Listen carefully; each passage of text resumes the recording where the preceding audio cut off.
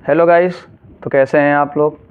तो देखिए हम लोग एक नया चैप्टर लेकर आए हैं। टॉपिक ही है लेकिन अलग चैप्टर भी माना जाता है। बहुत इंपॉर्टेंट है कैपेसिटर।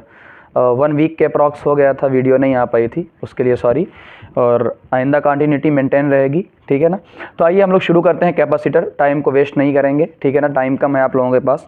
तो हम लोग पिछला पार्ट जिन 2 पार्ट लोगों ने देखा होगा तो उसमें मैंने बहुत सारे क्वेश्चन और सारी चीज़ें मैंने करवा दी हैं। आप उसको अच्छे से प्रैक्टिस करिए और आगे की तरफ चलिए, ठीक है ना। हमारा 12 मार्क्स आज कवर हो जाएगा। पिछला 2 पार्ट यानी 3 पार्ट्स में 12 मार्क्स आपके कवर हो जाएंगे। और ये मेरा वादा है, अगर आप उतनी ही प्रैक्टिस कर लेंगे अच्छे से तो आपका 12 मार्क्स कहीं नहीं जाएगा। तो आइए देखते हैं सबसे पहली चीज़ क्या है, कैपेसिटर। डेली लाइफ में आप लोगों ने यूज़ किया होगा कैपेसिटर, यूज़ करते ही होंगे, हर जगह होता है, बहुत छोटी चीज़ होती है। अगर मैं देखूँ कि कैपेसिटर कहाँ पर होता है तो मैं सिंपल सा कहूँगा, जो एक पंखा होता है सबके घर में है, पंखे के अंदर एक कंडेंसर होता है ना, जिसे लोग कहते हैं कंडेंसर ख़राब हो गया है, लाइए वापस ले आइए। तो जो कंडेंसर होता है वो भी क्या है, एक कैपेसिटर होता है। तो कैपेसिटर होता क्या है एक्चुअल में ना, तो हम क्या देखेंगे कैपेसिटर क्या होता है। कैपेसिटर एक ऐसी डिवाइस होती है, पहले डिफिनीशन पढ़ लेते हैं। कैपेसिटर एक डिवाइस होती है which is use to store energy in form of electric field by storing charge. Simple सा अगर मैं कहूँ कि कैपेसिटर के अंदर क्या होता है, इलेक्ट्रिक फील्ड के रूप में एनर्जी स्टोर होती है। एनर्जी स्टोर कैसे होती है, जैसे जैसे हम उसको चार्ज देते हैं, जैसे जैसे हम उसको चार्ज देते हैं तो उसके अंदर एनर्जी स्टोर होती जाती है। कैसे होती है, सबको पता है, पिछले चैप्टर में हमने देखा था, जब इलेक्ट्रिक फील्ड के अपोजिट में हम कोई चार्ज रखते हैं तो उसको क्या, चार्ज को असेंबल करने में वर्क डन करना पड़ता है, और वही वर्क डन जो है उसकी इलेक्ट्रोस्टैटिक पोटेंशियल एनर्जी में स्टोर होती है। वही चीज़ क्या होती है, यहाँ पर एनर्जी स्टोर होती है। जैसे एग्जाम्पल के तौर में मैं कहूँ सिंपल सा कि अगर आपको चार्ज इकट्ठा करने में, चार्ज को पास लाने में जो वर्क करना पड़ेगा वो उसकी एनर्जी के फॉर्म में स्टोर होती है। वही एनर्जी यहाँ कैपेसिटर में स्टोर हो जाती है ना। दूसरी चीज़ क्या होती है, जैसे एग्जांपल के तौर पे कहते हैं, इस क्लास 11th में आप लोगों ने पढ़ा था, स्प्रिंग होती है ना, तकरीबन ये स्प्रिंग का शेप है। अगर आप स्प्रिंग को क्या करते हैं, कंप्रेस करते हैं, मान लीजिए है ना, तो स्प्रिंग को आप कंप्रेस करते हैं, तो जो स्प्रिंग को कंप्रेस करते हैं तो कुछ ना कुछ वर्क डन करना पड़ता है, और यही वर्क डन उसकी स्प्रिंग पोटेंशियल एनर्जी के फॉर्म में स्टोर हो जाती है। तो ऐसे ही क्या होता है, एनर्जी स्टोर होती है ना। अब फिर एक बात आएगी, तो conductor use to form capacitor. अगर हमें चार्ज को स्टोर करना है तो उसके लिए हमें क्या लाना पड़ेगा, कंडक्टर लाना पड़ेगा, क्योंकि इंसुलेटर में तो चार्ज फ्लो होता ही नहीं है, तो हमें क्या लाना पड़ेगा, कंडक्टर। तो ये भी एक मेन पॉइंट हो गया। अब कोई सवाल पैदा होगा कि हम बैटरी क्यों नहीं ला सकते, एक सवाल पैदा होगा। समझिए, इसमें बहुत सारी चीज़ें शुरू में थ्योरेटिकली हैं, तो आपको समझना है, मैं हर चीज़ को यहाँ पर लिखवा नहीं सकता, बस बता सकता हूँ। तो मैं ये कहता हूँ कि हम बैटरी क्यों नहीं ला सकते। जैसे आप देखते होंगे एक मोबाइल होती है, मोबाइल के अंदर बैटरी होती है, तो जब आप मोबाइल को चार्ज करते हैं तो कुछ ना कुछ टाइम लेता है, और मोबाइल जब डिस्चार्ज होता है तो भी कुछ ना कुछ टाइम लेता है। तो बैटरी क्या है, कुछ ना कुछ टाइम लेती है चार्ज होने में, जबकि कैपेसिटर ऐसा नहीं है। कैपेसिटर इंस्टेंट चार्ज होता है, फौरन ही चार्ज हो जाएगा, और जब एनर्जी की ज़रूरत पड़ेगी फौरन ही क्या हो जाएगा, डिस्चार्ज हो जाएगा। जबकि बैटरी क्या करिए, बैटरी धीरे धीरे। तो हमें अगर धीमे धीमे वाली चीज़ें लेना है तो हम बैटरी यूज़ कर सकते हैं, लेकिन हमें कोई ऐसा काम करना है जिसमें अचानक से इंस्टेंटली हमें कोई चीज़ चाहिए, अचानक से एनर्जी की ज़रूरत पड़ जाए, तो हम कैपेसिटर का यूज़ करेंगे, ठीक है ना। चलिए आगे बढ़ते हैं हम लोग थोड़ा सा। ये आपका कैपेसिटर हो गया, सिंबल आपको नज़र आ रहा होगा, ये इसका सिंबल होता है।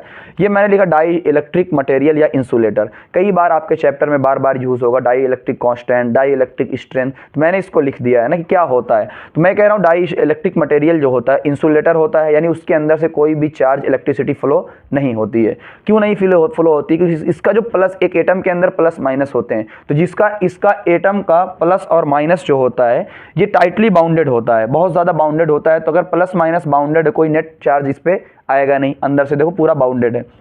हमने क्या किया, इसको इलेक्ट्रिक फील्ड दिया, और इलेक्ट्रिक फील्ड जैसे ही दिया कुछ नहीं हुआ, लेकिन जैसे ही हमने एक इलेक्ट्रिक फील्ड को इंक्रीज किया, क्योंकि हर इंसुलेटर की अपनी एक प्रॉपर्टी होती है, अपना एक पैमाना होता है कि जिस पर वो वर्क करता है ना, तो वही क्या है, इलेक्ट्रिक फील्ड हमने थोड़ा सा बढ़ाया, और जैसे ही इलेक्ट्रिक फील्ड बढ़ाया, ये जो प्लस माइनस का चार्ज है ये असेंबल हो गया, ठीक, माइनस वाला इधर हो गया, और इलेक्ट्रिक फील्ड की डायरेक्शन में कौन सा चार्ज हो गया, प्लस वाला चार्ज इलेक्ट्रिक फील्ड की डायरेक्शन में हो गया। ये सारी चीज़ें हम लोग पहले पढ़ चुके हैं, ठीक है ना। तो प्लस वाला क्या हो गया, इलेक्ट्रिक फील्ड की डायरेक्शन में, यानी ये माइनस और उधर उस तरफ इलेक्ट्रिक फील्ड जा रही है, तो उधर देखिए प्लस हो गया, उधर प्लस हो गया और इस तरफ माइनस हो गया। तो ये जो बीच वाला प्लस और माइनस है ये मिलके आपस में क्या हो गए, न्यूट्रल हो गए, ठीक है ना। एक लंबा चौड़ा मैकेनिज्म होता है, प्रोसीजर होता है, तो इतना टाइम है नहीं, मैं सिंपल करके बता रहा हूँ आपको। न्यूट्रल हो गया। अब जब ये न्यूट्रल हो गया तो क्या बचा, इस तरफ माइनस बचा, इस तरफ प्लस बचा। आपको सोचिए इलेक्ट्रिक फील्ड किस डायरेक्शन में जाती है, प्लस से माइनस की तरफ। तो एक तो बाहर से इलेक्ट्रिक फील्ड आ रही है और एक क्या हो रही है, अंदर से इलेक्ट्रिक फील्ड आ रही है। तो अंदर से देखो इलेक्ट्रिक फील्ड अब आ रही है, इसका मतलब वो कंडक्टर बन चुका है, कंडक्ट होने लगा है, क्योंकि अंदर उसकी इलेक्ट्रिक फील्ड जनरेट हो गई है ना। सिंपल अगर वर्ड में देखें तो वही मैंने लिखा है at sufficiently strong electric field insulating property of insulator breakdown. यानी किसी सफिशिएंटली यानी किसी भी इलेक्ट्रिक फील्ड पे नहीं होगा, एक उसको सफिशिएंटली चाहिए, है ना, जिसे कहते हैं ना एक मिनिमम इलेक्ट्रिक फील्ड उसको चाहिए। उस पर क्या होगा, इसके अंदर की जो प्रॉपर्टी होती थी इंसुलेटर की वो ब्रेक डाउन हो जाती है और अपने अंदर से चार्ज को फ्लो होने देता है। वही चीज क्या कहलाती है, आपका डाई इलेक्ट्रिक स्ट्रेंथ। यानी जिस इलेक्ट्रिक फील्ड पे वो टूटा है वही उसकी स्ट्रेंथ हो गई, उसी पर आप उसको कंडक्टर बना सकते हैं। तो एयर की कितनी होती है, 3 × 10⁶ न्यूटन पर कूलम ना। ये यूनिट कैसे आई हम लोग बाद में देखेंगे। तो अब कैपेसिटी, जैसे हमने कहा कि भाई कैपेसिटर क्या होता है, चार्ज को स्टोर करता है, लेकिन ज़रूरी नहीं है कितना, मैक्सिमम तो अनलिमिटेड तो स्टोर करेगा नहीं, कुछ ना कुछ उसकी कैपेसिटी होगी जितना वो स्टोर कर सकता है। जैसे मैं अगर कहूँ कि भाई मैं 6 रोटी 7 रोटी खाता हूँ तो ये मेरी कैपेसिटी, मैं उससे ज़्यादा नहीं खा सकता, मैं उससे ज़्यादा नहीं खा सकता। तो इसी तरीके से क्या होता है आपका capacitor, maximum amount of charge that a capacitor can have. एक कैपेसिटर कितना चार्ज स्टोर कर सकता है वो उसकी कैपेसिटी होती है। तो अगर हम थ्योरेटिकली बात करें, we can give infinite amount of charge. अगर हम थ्योरेटिकली, जैसे मैं भी डींगने को कह दूं कि मैं 100 रोटी खा जाऊंगा, तो ये तो डींगने के लिए है ना, ये तो हम क्या कह रहे हैं, थ्योरेटिकली कह रहे हैं ये हम, लेकिन प्रैक्टिकली जो प्रैक्टिकल में हम करेंगे, जो एक्चुअल में आप मुझे सामने बैठाओगे तो क्या होगा, एक कंडक्टर को आप कितना चार्ज दे सकते हो वो क्या होगा, जितना उसकी इलेक्ट्रिक फील्ड, यानी जो डाई स्ट्रेंथ यहाँ पे लिखा हुआ है, conductor at which its electric field become equal to dielectric strength of the air, कि उसकी इलेक्ट्रिक फील्ड जो होगी वो बराबर हो जाए dielectric strength of air के, उतना ही चार्ज आप दे सकते हो। सिंपल सा कहूँ कि एक कैपेसिटी होती है, मैक्सिमम जितनी भी होगी वो हम लोग देखेंगे, लेकिन इनफाइनाइट तो नहीं होगी, इनफाइनाइट तो नहीं होगी। ये कुछ चीज़ें प्रॉपर्टी हम लोग पढ़ चुके हैं, ध्यान से देखिएगा। एक कंडक्टर है, इसका यहाँ पर मैंने एक दिया B और ये पॉइंट लिया A। तो सबसे पढ़ा है कि कंडक्टर का जो सरफेस होता है कैसा होता है, इक्वी पोटेंशियल सरफेस होता है, यानी A और B का, यानी पूरे पॉइंट पर क्या होगा, पोटेंशियल सेम होगा। तो VA is equal to VB, यानी A का और B का क्या होगा, सेम होगा। तो एक फार्मूला हम लोग पढ़ते थे सिग्मा R/E0। ये फार्मूला पोटेंशियल का कैसे आया है, वॉल्यूम वगैरह से आप पिछले चैप्टर में देख सकते हैं। इतना टाइम है नहीं ना कि पूरा आपको मैं फिर से बताऊं, तो आप वहां देख सकते हैं, बस समझने के लिए है आपको, ठीक है ना, सिग्मा A। अब यहाँ पर एक बात देखिए, B की रेडियस क्या है, कम है, और A की रेडियस क्या है, ज्यादा। ये देखो छोटा सा, ये बड़ा सा। तो अगर रेडियस R की ज्यादा, जबकि कौन, ये E और E कट जाएगा, अगर RA ज्यादा है इसका मतलब सिग्मा A को कम होना पड़ेगा ना, सिग्मा A को कम होना पड़ेगा क्योंकि कांस्टेंट है ना। जैसे ये चीज देखो आप, जैसे मैं कह रहा हूँ sigma R is equal to constant, constant है, तो अगर R बढ़ेगा इसका मतलब सिग्मा को कम होना पड़ेगा, ठीक है ना। ये आप लोग पढ़ चुके हैं। अगर इतना भी नहीं आता फिर तो प्रॉब्लम की बात है, आप लोग इसको चीज़ों को सही से देख सकते हैं कहीं पर, ठीक है ना। तो ये अगर सिग्मा A है, उसके बाद इलेक्ट्रिक फील्ड का फार्मूला सिग्मा/E0, ठीक है ना। तो अगर जिसका सिग्मा ज़्यादा होगा उसका इलेक्ट्रिक फील्ड भी ज़्यादा होगा। तो अगर मैं सिंपल से कहूँ आपको कि जो रेडियस होती है 1/सिग्मा 1/ इलेक्ट्रिक फील्ड, ठीक है ना। ये कुछ एक्स्ट्रा चीज़ें थी जो कई बार यूज़ हो सकती हैं। आगे आते हैं, देखते हैं कैपेसिटेंस ना, व्हाट इज द कैपेसिटेंस। अब जैसे मैंने कहा आपको, एक कंडक्टर, एक कैपेसिटर होगा, चार्ज स्टोर करेगा। उस चार्ज स्टोर करने की कुछ ना कुछ लिमिटेशन होगी, कितना चार्ज स्टोर करेगा। तो जितना मैक्सिमम चार्ज, यानी कंडक्टर की जितना मैक्सिमम चार्ज होगा, जितना वो स्टोर करेगा, उसकी जो कैपेसिटी होती है वही क्या कहलाती है, कैपेसिटेंस। वही क्या कहलाती है, capacitance. It is the capacity of conductor to store charge. अब एक चीज़ होती है, अभी हम लोग थोड़ा सा देखेंगे पूरा इसका, कि जब भी हम कंडक्टर को चार्ज करते हैं, जब भी कंडक्टर को हम लोग चार्ज करते हैं, उसका पोटेंशियल धीरे धीरे स्टोर। मैं सिंपल सा बात कहूँ ना, सिंपल सा बात कहूँ, ये आपका क्या है, मैं एग्जांपल के तौर पे लूँ, ये आपका एक गिलास है ना, ये एक कप है आपका। ये मैं क्या कर रहा हूँ, इसको पानी से फिल कर रहा हूँ। ये देखिए लेवल इंक्रीज होता जा रहा है, इंक्रीज होता जा रहा है, इंक्रीज होता जा रहा है, इंक्रीज होता जा रहा है, ये इंक्रीज होता जा रहा है, और कुछ देर के बाद देखो फ्लो होने लगता है। यानी ये देखिए ये फ्लो होने लग गया, ठीक है ना, ये फ्लो होने लग। इसका मतलब क्या है, इस जो ये कप था उसकी अपनी अपनी एक कैपेसिटी है, यानी जितना वो अपने बराबर ही क्या कर पाएगा, स्टोर कर पाएगा पानी का लेवल। जैसे ही उससे ज़्यादा हम लोग देंगे वो क्या आ रहा है, पानी को बहाने लग जाएगा, यानी पानी गिरने लग जाएगा। इसी तरीके से जो एक कैपेसिटर होगा उसको चार्ज करते जाएंगे, उसका भी लेवल इंक्रीज होता जाएगा, और उसी लेवल को क्या कहते हैं हम लोग, क्या कहते हैं पोटेंशियल। उसी लेवल को क्या कहते हैं हम लोग, पोटेंशियल। जैसे जैसे चार्ज करते जाएंगे पोटेंशियल क्या होता जाएगा, बढ़ता जाएगा। लेकिन एक लेवल के आने के बाद मैक्सिमम जब लेवल पहुंच जाएगा तो अब क्या हो जाएगा, वो इनकार कर देगा और फ्लो होने लगेगा। और फ्लो कहां पर होगा, एयर में फ्लो होने लग जाएगा। अभी हम लोग पूरा इसको समझते हैं, पहले ये चीज समझ लेते हैं। जैसे कंडक्टर को हम लोग चार्ज करते हैं उसका पोटेंशियल क्या हो जाता है, इंक्रीज, यानी V डायरेक्टली प्रोपोर्शनल टू किसके, चार्ज के। तो जैसे ही कांस्टेंट हटता है क्या आ जाए, एक आपका मैंने बताया था प्रोपोर्शनलिटी कांस्टेंट जब भी हटता है एक कांस्टेंट आ जाता है, तो Q is equal to CV, ठीक है ना। एक कांस्टेंट आया है, वो कांस्टेंट क्या है, कैपेसिटेंस, कितनी कैपेसिटी से वो स्टोर कर पाएगा। ये फार्मूला बहुत ही ज्यादा मैंने देखो इधर इधर इधर इधर बहुत ज्यादा यहाँ पर स्टार लगा दिए हैं, क्योंकि कोई भी ऐसा टॉपिक नहीं है जहां पर ये फार्मूला आपका यूज ना आएगा। तो अच्छा, यहां से C की वैल्यू कितना आएगी, Q बाई V। Q क्या होता है, Q की यूनिट कूलाम, V की यूनिट वोल्ट। तो कूलाम वोल्ट एक यूनिट हो गई, और फैराडे क्या हो गई, फैरड, जिसे कहते हैं फैरड। फैरड को क्या कहते हैं, F, फैरड को कहते हैं F। ये किसकी हो गई, SI। इसकी SI यूनिट क्या हो गई, SI यूनिट। तो इसकी क्या हो गई है, SI यूनिट हो गई है। तो क्या हो गई आप, ये फैरड, इसकी SI यूनिट हो गई है। अब इसको देखिए कूलाम, मैंने यहाँ लिखा एक फार्मूला लिखा है, वर्क क्या होता है, Q बाई V। यहाँ से V की यूनिट निकालो, W बाई Q, W की यूनिट जूल, Q की यूनिट कूलाम। तो हम V को लिख सकते हैं, V को जूल अपान कूलाम। तो कूलाम ऊपर चला जाएगा, एक यूनिट ये भी आ गई, कूलाम स्क्वायर अपान जूल। ये मैंने डायमेंशन भी लिख दिया है। डायमेंशन क्या होता है, कूलाम का मतलब चार्ज, चार्ज क्या होता है I इंटू टी। तो I की यूनिट एम्पियर, टी की यूनिट टी, कूलाम का स्क्वायर यानी AT का स्क्वायर, और ये वर्क का क्या होगा, ml स्क्वायर T-2। ये डायमेंशन होता है, और डायमेंशन आपका यहाँ पर निकल जाएगा। फिर हम लोग देखेंगे वैल्यू ऑफ C। ये बहुत ही ज़्यादा इंपॉर्टेंट है। अभी हम लोग इसको प्रैक्टिकल तरीके से यहाँ पर देखेंगे अच्छे से, कि जो वैल्यू ऑफ C होती है वो डिपेंड करती है शेप पर, साइज पर, मीडियम पर, लेकिन वो चार्ज पे और पोटेंशियल पे डिपेंड नहीं करती है। तो आइए इसको हम लोग पूरा अच्छे तरीके से देखें। आइए देखते हैं, बहुत ध्यान से इस चीज़ को समझना, बहुत ध्यान से समझना, ठीक है ना। सबसे पहले मैं एग्जांपल दे देता हूँ, फिर से एक एग्जांपल देता हूँ दो चीज़ों का। जैसे मैंने कहा आपको कि मेरे खाने की एक कैपेसिटी है, जैसे ही मैं उस कैपेसिटी तक पहुंच जाऊंगा, 7 रोटी 8 रोटी जो भी कैपेसिटी जिसकी है, अगर मैंने वो पहुंचा दिया, 7 रोटी मैंने खा लिया, तो अब मैं और नहीं खाऊंगा, अब मैं और नहीं खाऊंगा। पहला ये ध्यान दिमाग में रखना है। दूसरी चीज़, मैंने अभी ग्लास का एग्जांपल आपको दिखाया था, जैसे जैसे हम पानी डालते जाएंगे उसका लेवल क्या होता जाएगा, बढ़ता जाएगा, लेकिन एक मैक्सिमम लेवल तक पहुंचने के बाद ओवरफ्लो होने लग जाएगा।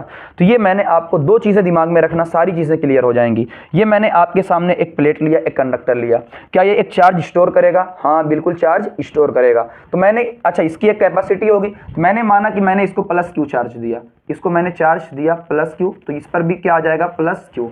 अब थोड़ी देर मैंने कहा कि जैसे जैसे मैं क्यू बढ़ाऊंगा, मैंने जैसे जैसे क्यू बढ़ाया, क्या इसका भी लेवल, चार्ज करने का लेवल बढ़ता जाएगा। और उसी लेवल को हमने नाम क्या दिया था, पोटेंशियल। क्या नाम दिया था, पोटेंशियल। तो जैसे जैसे मैं क्यू बढ़ाऊंगा इसका पोटेंशियल भी बढ़ता जाएगा, और बढ़ते बढ़ते और बढ़ा और बढ़ा, और बढ़ते बढ़ते कितना हो गया, वी मैक्स, वी मैक्स हो गया। यानी मैक्सिमम जितना उसको स्टोर करना था, जितना उसको स्टोर करना था, उसकी जो कैपेसिटी थी, मैक्सिमम पोटेंशियल तक पहुंच गया। अब जैसे ही मैक्सिमम पोटेंशियल तक पहुंच जाएगा, क्या और चार्ज को स्टोर करने देगा? नहीं, और चार्ज को स्टोर करने नहीं देगा। और जो भी चार्ज आप देते जाओगे वो हवा में ओवरफ्लो होता चला जाएगा। तो हमारे लिए तो प्रॉब्लम क्रिएट हो गई। हमें तो और चार्ज स्टोर करना है, हमें तो और चार्ज स्टोर करना है। तो दिमाग क्या लगेगा? कुछ लोगों का दिमाग लगेगा पहला ऑप्शन, ध्यान से देखना, कुछ लोग कहेंगे ठीक है भाई, तो ऐसा करो, क्यू को डिक्रीज कर दो, चार्ज को डिक्रीज कर दो। भाई खुद सोचो, अगर आप चार्ज को डिक्रीज कर रहे हो तो पोटेंशियल भी क्या होगा, डिक्रीज हो जाएगा। अगर चार्ज को आप डिक्रीज कर रहे हो, पोटेंशियल तो डिक्रीज हो जाएगा। बट आप सोचो, हमें तो चार्ज को इंक्रीज करना है, हमें तो चार्ज को और ज्यादा लाना है, तो आप खुद चार्ज को डिक्रीज कर रहे हो, यानी ये पॉसिबल नहीं है, ये पॉसिबल नहीं है। तो हम लोग क्या करेंगे, सेकंड चीज ढूंढेंगे कि व्हाट इज द सेकंड चीज। तो हम ये चीज आप लोग नोट डाउन बाद में कर लेना, ठीक है ना, ये मिटा दे रहा हूं मैं। तो हमारे पास सेकंड ऑप्शन क्या आता है, सेकंड ऑप्शन ये आता है कि आप ऐसा करो कि मैंने क्यू चार्ज दिया, इसका पोटेंशियल मैंने कितना माना कि ये इसका मैक्सिमम है। तो ये कहा जा रहा है कि ऐसा करो, एक प्लेट और ले आओ, यहाँ पर इस मेटल की एक प्लेट और ले आओ, ठीक है। तो इलेक्ट्रोस्टैट चैप्टर में आप लोगों ने पढ़ा होगा, एक बहुत अच्छी चीज़ आप लोगों ने इलेक्ट्रोस्टैट चैप्टर में पढ़ा होगा, ठीक है ना। जैसे ही एक मेटल प्लेट के सामने दूसरी आप किसी भी चीज़ को रखते हो, किसी प्लेट को रखते हो, ये क्या करने लगता है, चार्ज को इंड्यूस कराने लगता है। क्या कराने लगता है, इंड्यूस कराने लगता है, यानी ये इसके इलेक्ट्रॉन को खींचेगा। तो एक इलेक्ट्रॉन होता है, एक निगेटिव होगा, एक प्लस होगा, तो ये प्लस वाला माइनस वाले को खींचने लगेगा, माइनस माइनस माइनस, यानी यहां पर कौन सा चार्ज आएगा, माइनस क्यू चार्ज आएगा, ये खींचेगा आपको। और यहां पर कौन सा चार्ज आएगा, प्लस प्लस प्लस। कोई सोचेगा कि माइनस, यहां पर भाई प्लस वाला माइनस को खींचेगा तो माइनस पास में होगा, और प्लस वाला इस प्लस को क्या करेगा, रेपल करेगा। क्या करेगा, रेपल करेगा, तो वो दूर होगा। थोड़ी देर के बाद हम लोग क्या करेंगे, इसको ग्राउंडेड कर देंगे। क्या कर देंगे हम लोग, इसको ग्राउंडेड कर देंगे। ग्राउंडेड का मतलब जानते हो क्या है, अर्थ से हम लोग क्या कर देंगे, कनेक्ट कर देंगे, ठीक है ना, अर्थ से कनेक्ट कर देंगे। अर्थ से कनेक्ट करने के बाद, अर्थ से कनेक्ट करने के बाद क्या होगा, ये पूरा का पूरा चार्ज, ये पूरा का पूरा चार्ज क्या होगा, अर्थ के अंदर, ये प्लस वाला पूरा का पूरा चार्ज अर्थ के अंदर चला जाएगा। तो मैं अगर यहां पर बनाना चाहूं अगला वाला, कि ये मेरा Q था, ये था V, प्लस प्लस प्लस, तो यहां पर क्या बचा, सिर्फ और सिर्फ आपका माइनस, ठीक है ना। यहां पर माइनस, प्लस वाला कहां पर चला गया है, अर्थ में चला गया है, हमने ग्राउंडेड कर दिया है, हमने अर्थिंग कर दिया है, ठीक है ना। इतनी बात समझ में आ गई। अब बताओ, तो सबसे पहली चीज हम लोगों ने वहीं पर पढ़ा होगा कि जो एक कंडक्टर होता है, मेटल होता है, उसकी एक खास बात होती है कि जितना चार्ज हम यहां पर दे रहे हैं उतना ही चार्ज वो इंड्यूस करता है। अगर यहां पर 50 दे रहे हो तो वहां पर भी -50 डेवलप होगा। तो पहली चीज अपोजिट साइन होगा, देखो अगर ये Q है तो -Q इंड्यूस हुआ, ठीक है ना। दूसरी चीज जितना है, यानी साइन चेंज होगा, अगर ये प्लस है तो माइनस वाला इंड्यूस होगा, और अगर ये 50 है तो ये भी क्या होगा, 50 होगा। समझ में आया, इतनी बात आ गई, ठीक है। अब दूसरी चीज हम क्या कर रहे हैं बताओ, ये माइनस है तो इसका पोटेंशियल भी कैसा आएगा, माइनस। इसका पोटेंशियल भी, इस वाले पे गौर करना, इस वाले का पोटेंशियल क्या आएगा, माइनस। इस पोटेंशियल की वजह से ये इसके सरफेस में यानी उसके एरिया में रखा हुआ है, तो इस पोटेंशियल की वजह से इस पर भी तो कुछ पोटेंशियल आएगा। तो हमने कहा कि इसकी वजह से, इस वाले की वजह से इस पर भी पोटेंशियल आया। कितना पोटेंशियल आएगा, इसका अगर Q चार्ज है तो -V पोटेंशियल आएगा, तो इस पर भी कितना पोटेंशियल आएगा, -V पोटेंशियल आएगा। इसका नेट कितना हो जाएगा, V -V, कितना हो जाएगा, V -V, ठीक है ना। जो भी V डैश है, चलो इसको मान लिया V डैश है, तो V -V डैश। क्या आप खुद सोचो, क्या यहाँ पर डिक्रीज हुआ, तो नेट क्या हुआ, डिक्रीज, पोटेंशियल डिक्रीज हो गया। तो आप खुद सोचो हो गया कि नहीं हो गया। तो यहाँ पर सिंपल से अगर मैं कहूँ तो पोटेंशियल को हमने बिना चार्ज को कम किए इसका पोटेंशियल क्या करवा दिया है, डिक्रीज करवा दिया। अब बताओ, पहले मैक्सिमम था, मान लीजिए पहले मैक्सिमम 100 वोल्ट था, हमने उसको डिक्रीज करा के कितना कर दिया, 50। तो अब फिर से 50 को इंक्रीज करने में हमें कुछ ना कुछ चार्ज स्टोर करना पड़ेगा, ठीक है ना। तो अगर किसी को कंफ्यूजन हो, मैं एकदम लास्ट में आखिरी बार क्लियर कर देता हूँ पूरा का पूरा, ध्यान से सुनिएगा, 1-1.5 मिनट के अंदर पूरा। ये अपना एक प्लेट थी, इस प्लेट के अंदर हमने चार्ज स्टोर करते गए, वो अपनी मैक्सिमम वैल्यू तक पहुंच गया। जैसे ही मैक्सिमम वैल्यू तक पहुंचा, अब और स्टोर नहीं कर सकता। तो हमारे पास दो ऑप्शन थे, या तो हम चार्ज को कम कर दें, लेकिन अगर चार्ज को हम कम कर देंगे पोटेंशियल तो कम होगा, लेकिन हमारा चार्ज भी क्या हो गया, कम हो गया, जबकि हमें चार्ज बढ़ाना था। तो ये वाला ऑप्शन कट। सेकंड ऑप्शन क्या है, एक और प्लेट ले आओ। अगर एक और प्लेट लेकर आओ तो सिंपल सी बात है, अगर ये +Q है तो ये -Q इंड्यूस करेगा, बाकी जो प्लस यहां पर होगा जिसको उसने रेपल किया वो कहां पर चला जाएगा, अर्थ के अंदर चला जाएगा। तो नेट क्या बचेगा, अगर इस पर +Q तो इस पर -Q, तो इसके -Q की वजह से कुछ ना कुछ पोटेंशियल इसका भी आएगा, और जितना पोटेंशियल आएगा उस पोटेंशियल की वजह से इस पर भी पोटेंशियल आएगा। तो अगर ये पहले मान लीजिए V था, अब ये -V आया, पहले V था अब -V, तो नेट कितना आएगा, डिक्रीज। जैसे मान लो ये पहले 50 था, इसने कुछ पोटेंशियल डिक्रीज किया, मान लो 25, 50 - 25, नेट कितना आया, 25।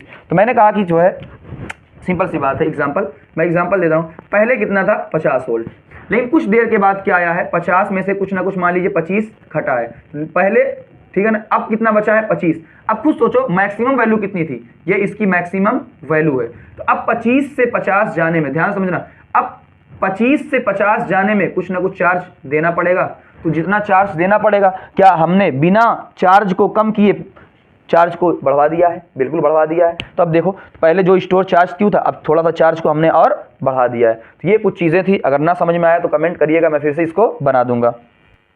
कंक्लूजन देख लीजिए, जिसको नहीं समझ में आया हुआ एक और तरीके से मैं चाहता हूँ कि आपको समझ में आया, ऐसा नहीं कि मैं चाहे जो पढ़ा दूँ आप निकल लें, मैं चाहता हूँ आपको फील आए, समझ आइए देखते हैं। मैंने सिंगल कंडक्टर यूज़ किया तो उसकी कैपेसिटी होगी, कैपेसिटी होती है तो यानी उससे ज़्यादा वो स्टोर नहीं कर सकता। लेकिन जैसे ही हमने उसके पास एक और रख दिया और उसको ग्राउंडेड कर दिया तो सेकेंड वाले पे क्या आ गया, निगेटिव, और सेकेंड वाले पे जैसे ही निगेटिव आया उस निगेटिव की वजह से फर्स्ट वाले का पोटेंशियल क्या हो गया है, डिक्रीज हो गया है।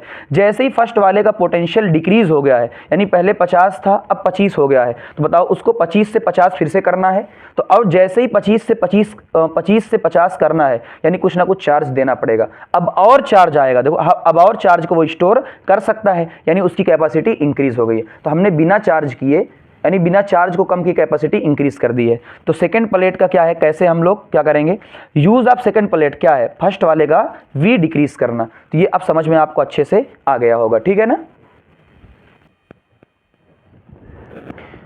ये देखिए पिछले पार्ट से रिलेटेड कुछ चीज़ें हैं। आपको दिया Q equal to C V, पढ़ चुके हैं। C क्या होगा, Q बाई वी। तो आपसे कई बार पूछ लिया जाता है, बताइए डिफाइन करनी है 1 फैरेड क्या होता है। सिंपल सी कहानी है, 1 फैरेड क्या होगा, हम फार्मूले में हमें चाहिए 1, तो इसको भी पुट कर देंगे 1 1। कहीं भी अगर आपको 1 पूछा जाए तो जो भी फार्मूला आपका होगा उसमें पुट कर दिए 1 1।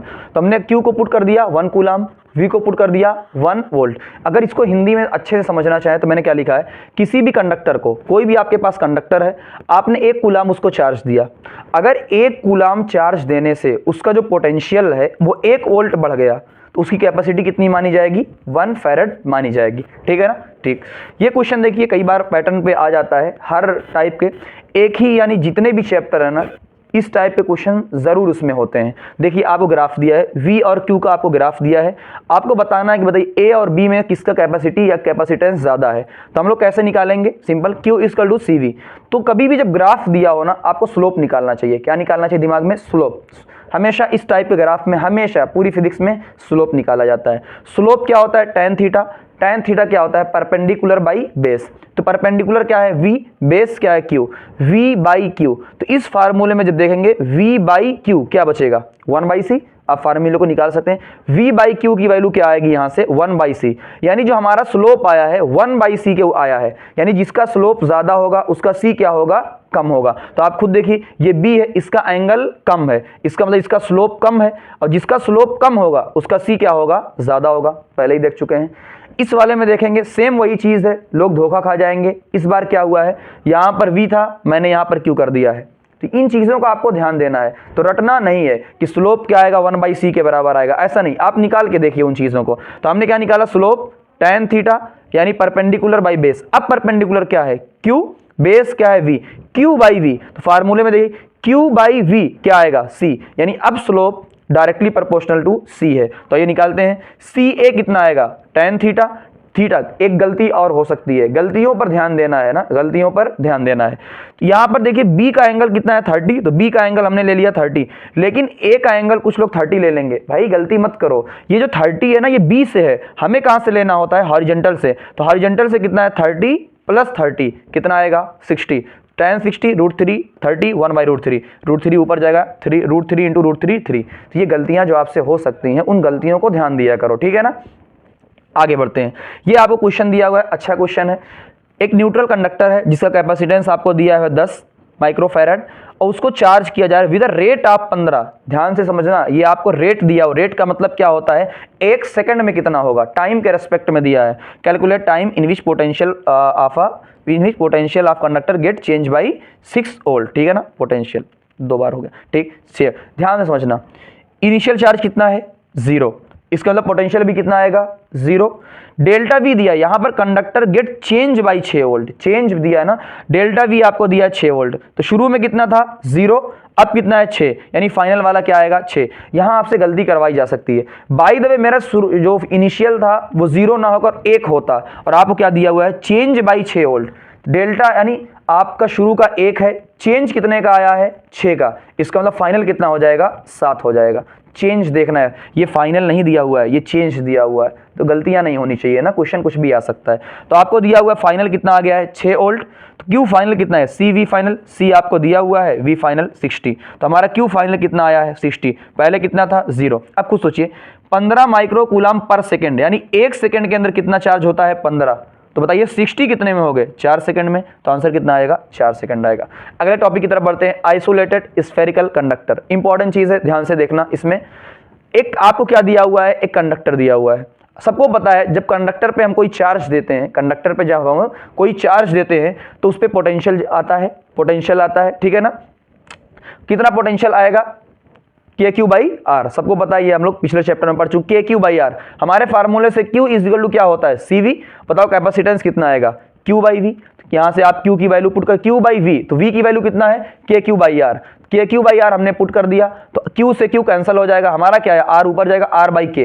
क्या सबको पता है के की वैल्यू कितना होती है, 1/4 पाई E not, 1/4 pi E not. तो यहां से 4 पाई ऊपर जाएगा, पूरा ऊपर जाएगा, 4 पाई ई नॉट आर। ये अपना क्या हो गया है, फार्मूला बन गया है। अब यहां देखिए गलतियां होती हैं, ये आपको क्या दिया, फ्री स्पेस या मीडियम दिया हुआ, 4 पाई ई नॉट। अगर मैं इस पे मीडियम ले आऊं, यानी इसके अंदर कुछ ना कुछ मीडियम भर दूं, डाइलेक्ट्रिक कांस्टेंट भर दूं, कोई भी चीज भर दूं, ठीक है ना, तब कितना होगा। तो एक सिंपल सी चीज बताता हूं, बहुत ध्यान से, बारीक पॉइंट है, समझना ध्यान से। अगर एयर होगा तो एयर के साथ कौन सा मीडियम आएगा, एयर का जो जिसे कहते हैं E naught, permittivity of the free space, air के साथ ये आएगा।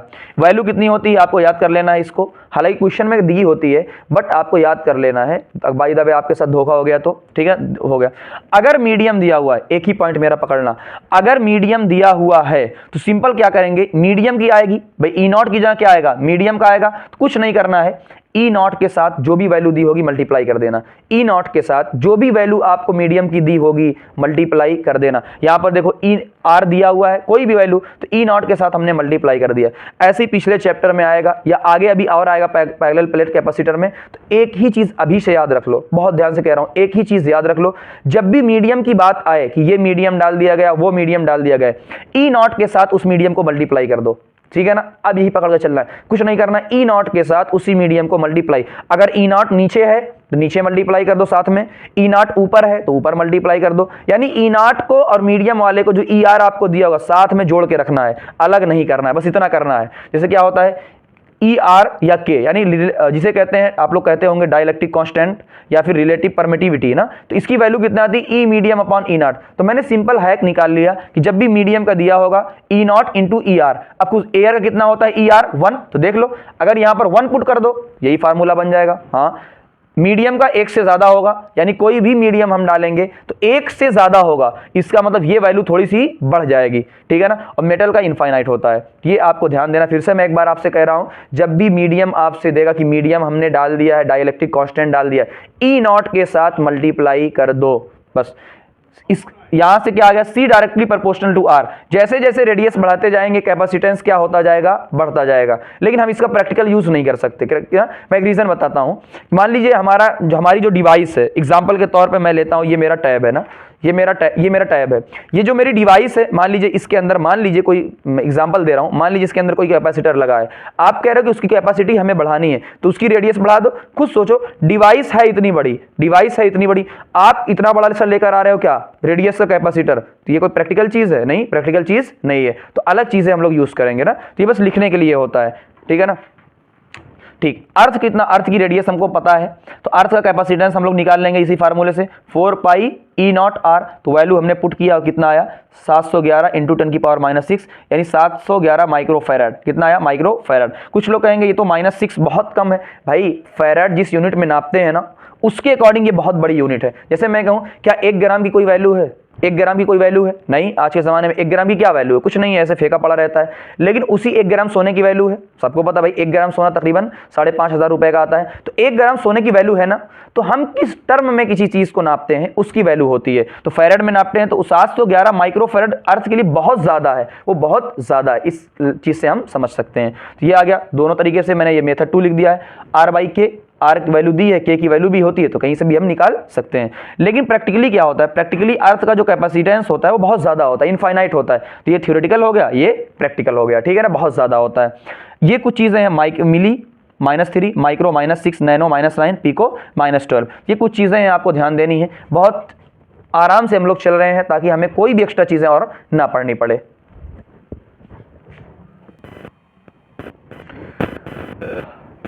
ये देखिए, हम लोगों ने ये चीज़ देख ली थी कि अगर अपना एक स्फेरिकल कैपेसिटर, उसका कैपेसिटेंस कितना आता था 4 पाई ई नॉट आर आता था।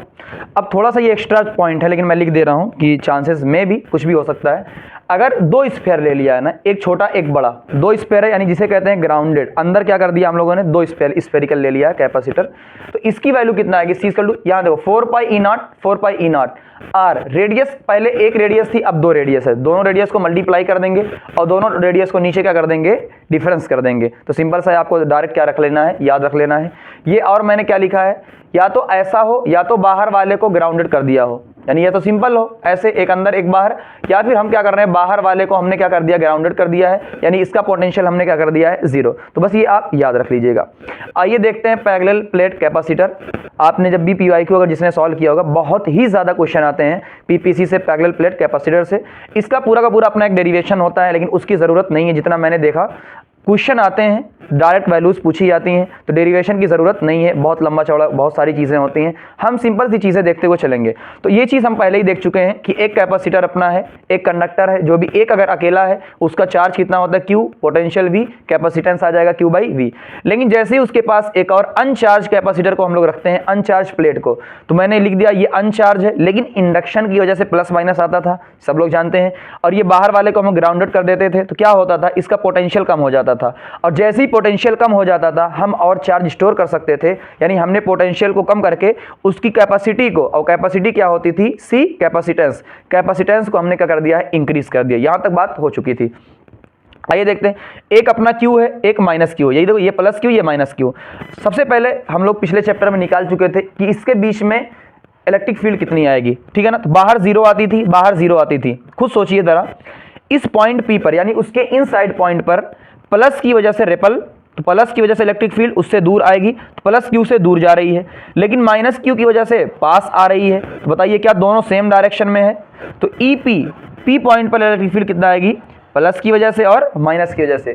तो प्लस की वजह से कितना आती है, sigma upon 2 E not, minus की वजह से भी कितना आती है, सिग्मा अपॉन 2 ई नॉट। दोनों ऐड कर देंगे कितना आ जाएगा, सिग्मा अपॉन ई नॉट। ये जो इलेक्ट्रिक फील्ड आई है सिग्मा अपॉन ई नॉट, ये दोनों की वजह से आई है, ये बारीक पॉइंट है, ध्यान दीजिएगा, ये दोनों की वजह से आई है, ठीक है ना। और इलेक्ट्रिक फील्ड हम लोगों ने पढ़ा फार्मूला dv बाई dr, यानी देखो यहाँ पर हम छोटा नहीं ले, पूरा यानी माइनस माइनस नहीं ले रहे हैं, सिर्फ क्या ले रहे हैं, मैग्नीट्यूड ले रहे हैं। तो इलेक्ट्रिक फील्ड क्या आती है, पोटेंशियल अपान इसके बीच की डिस्टेंस, डिस्टेंस कितना है d, इनके बीच का पोटेंशियल कितना है v। तो यहां से v कितना आएगा, v आएगा e इंटू डी, तो e कितना है, sigma upon E not into D, तो हमारा v भी आ गया और e भी आ गया। फिर q क्या होता था, c इंटू वी, c निकालना है q by V, q by V, q कितना होता है, सिग्मा अपॉन a, है ना। कोई कैसे होता है, सिग्मा क्या होती है, सरफेस चार्ज डेंसिटी, तो सिग्मा की वैल्यू कितनी होती है ना, अगर आप देखें सिग्मा की वैल्यू कितनी होती है यहाँ पर, थोड़ा सही लगा, देखो सिग्मा की जो वैल्यू होती है चार्ज बाई एरिया, तो बताओ चार्ज की वैल्यू कितना आएगी, सिग्मा इंटू एरिया। ये लोग हम लोग पढ़ चुके हैं ना। इसलिए मैं हमेशा एक चीज कहता हूं कि कभी भी कोई चैप्टर आप पढ़ो ना, शुरू से कोई भी चैप्टर आप जब हमें पढ़ना हो तो हम शुरू से उस चैप्टर को पढ़ेंगे ना, लिंक करेंगे। बहुत सारी चीजें पिछली देखो आ रही हैं। तो यहाँ पर क्या होगा, क्यू की जगह हमने लिखा सिग्मा इंटू ए, वी की जगह रखा sigma D upon E not. तो क्या होगा अपना, सिग्मा सिग्मा कैंसिल हो जाएगा, ई नॉट ऊपर जाएगा, कितना बन गया, ई नॉट ए बाई डी। तो यहाँ से तीन चीजें हमें मिल गई, इलेक्ट्रिक फील्ड, पोटेंशियल और कैपेसिटेंस। यहाँ पर देखिए, अब ये इंपॉर्टेंट चीज है, बहुत ध्यान से समझिएगा। एक फ्री स्पेस है, ठीक है, फ्री स्पेस है, इसका कैपेसिटेंस कितना है, ई नॉट ए डी आ गया। डी सेपरेशन होती है, ए क्या होता है, जो भी क्रॉस सेक्शन एरिया होता है प्लेट का, और इसके बीच में अभी कुछ भी नहीं है, एयर है, क्या है, एयर। लेकिन अगर इसके बीच में मीडियम डाल दिया जाए, बहुत इंपॉर्टेंट, इस चीज को मार्क कर लेना, बहुत ही ज्यादा इंपॉर्टेंट। अगर इसके बीच में हमने कोई मीडियम डाल दिया है, कि क्या हमने थोड़ी देर पहले पढ़ा था पिछली स्लाइड में कि जो अगर हम कभी मीडियम डालते हैं, कभी भी मीडियम डालते हैं, क्या ई नॉट के साथ मल्टीप्लाई कर देते हैं। हाँ, मैंने ये बताया था, इतना ही याद रखना है। तो हमने क्या किया है, इस मीडियम को ई नॉट के साथ मल्टीप्लाई कर दिया है। तो देखिए, ई नॉट ए बाई डी, ये क्या बन गया, सी और के सी, यानी सिंपल सी बात है, अगर हमने मीडियम डाला तो क्या बन गया, के टाइम्स हो गया।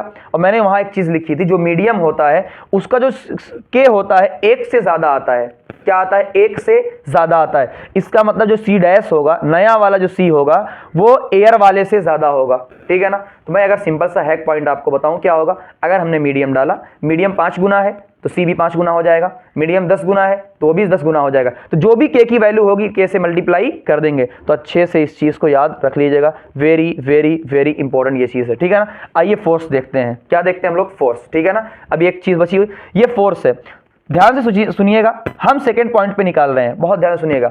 इस पॉइंट पर सेकेंड प्लेट पर हम लोग निकाल रहे हैं, ठीक है ना, सेकेंड प्लेट पर। बताइए इस माइनस वाले पर, क्या इस माइनस वाले पर इलेक्ट्रिक फील्ड इस डायरेक्शन में प्लस से माइनस की तरफ जाती है? हाँ जाती है। क्या माइनस वाले पे जो फोर्स लगता है इलेक्ट्रिक फील्ड की अपोजिट डायरेक्शन में लगता है? हाँ लगता है, ये हम लोग पढ़ चुके हैं। तो इलेक्ट्रिक फील्ड इस तरफ और माइनस इस तरफ। हम निकाल रहे हैं सेकेंड प्लेट पर फोर्स निकाल रहे हैं, तो electric field due to first. अब बहुत लोगों का सवाल ये होगा कि आप फोर्स निकाल रहे हैं सेकेंड प्लेट पर, जबकि आप क्या कह रहे हैं कि आप इलेक्ट्रिक फील्ड फर्स्ट वाले की ले रहे हैं। आप खुद सोचिए, एक सिंपल सी बात बताइए, हम फर्स्ट वाले पे ले रहे हैं, यहाँ पर आप खुद देखिए इलेक्ट्रिक फील्ड जो आएगी, खुद यहाँ पर इलेक्ट्रिक फील्ड, इसकी डिस्टेंस कितनी है, यानी इस पॉइंट पर इलेक्ट्रिक फील्ड यही निकाल रहे हैं ना, तो इलेक्ट्रिक फील्ड इसकी वजह से क्या आएगा? 0 आएगा। तो सिंपल है, अगर हम फोर्स इसका निकाल रहे हैं तो इलेक्ट्रिक फील्ड किसकी लेंगे? इसकी। अरे चाहे जिसकी भी लो, वैल्यू तो इतनी आएगी, सिग्मा अपॉन 2E0। तो सिंपल है, इलेक्ट्रिक फोर्स क्या होता है? Q इंटू ई। चार्ज कितना है? Q। इलेक्ट्रिक फील्ड कितना? Sigma upon 2E0। अब फिर से एक सवाल सबका पैदा होगा कि आपने अभी थोड़ी देर पहले डिराइव किया था सिग्मा अपॉन E0 और अब आप कह रहे हो कि सिग्मा अपॉन 2E0। भाई मैंने पहले ही लिख दिया यहाँ पर कि ये जो इलेक्ट्रिक फील्ड है ये दोनों की वजह से आई है, जबकि हमें चाहिए क्या? एक की वजह से। तो सिग्मा अपॉन 2E0। तो यहाँ से वैल्यू पुट कर दी, Q की वैल्यू Q या फिर सिग्मा इंटू ए, वैल्यू पुट कर देंगे, कितना आएगा? सिग्मा स्क्वायर ए अपॉन 2E0। तो ये जितनी भी चीज़ें हम लोग लिख रहे हैं ना, सब लिंक है। इलेक्ट्रिक फील्ड निकाला, पोटेंशियल निकाला, कैपेसिटेंस निकाला, फोर्स निकाला, 4-5 चीज़ें हो गई हैं। प्रेशर कितना आएगा? फोर्स बाई एरिया, फोर्स में एरिया से डिवाइड कर देंगे, प्रेशर आ जाएगा।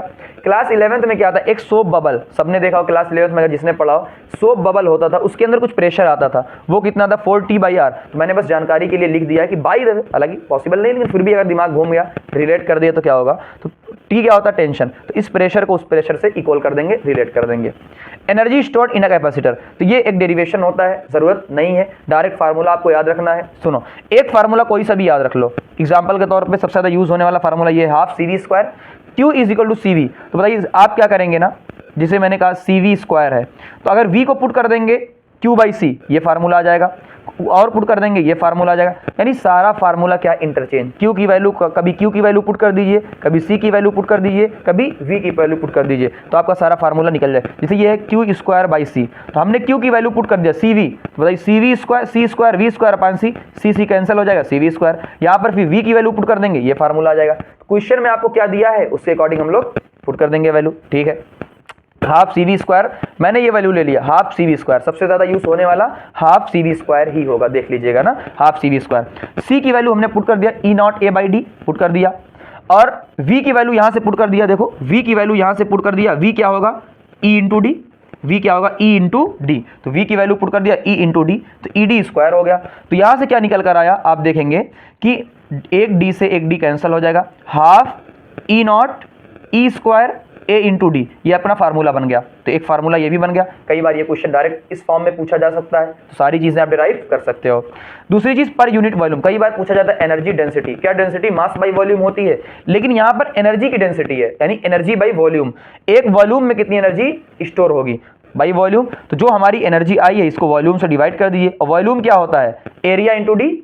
हमारे टर्म में बताइए, वैसे होती तो लंबाई गुणे चौड़ाई गुणे ऊंचाई, लेकिन हमारे टर्म में क्या है? एरिया और डिस्टेंस। तो एरिया और डिस्टेंस को मल्टीप्लाई करोगे वो भी वॉल्यूम बन जाएगा। तो देखिए एरिया इंटू डिस्टेंस, तो AD कैंसिल हो गया, डेंसिटी कितना आ गई? हाफ E0² और E²। ये सारी चीजें हैं। तो एक बार मैं फिर से आपसे कहता हूं, इस चीज को अच्छे से आप समझ लीजिएगा, ना समझ में आए तो आप घोल के पी लीजिएगा, ठीक है ना। हालांकि मैंने बहुत अच्छे समझा दिया, एक दो बार खुद से डिराइव करेंगे पूरी वैल्यू आ जाएगी। ये बहुत ही ज्यादा इंपॉर्टेंट चीज है, बार बार क्वेश्चन इससे आएगा। अभी लास्ट में हम लोग जब PYQ एक साथ करेंगे तब आपको समझ में आएगा कितना ज्यादा इंपॉर्टेंट है ये सारी चीजें।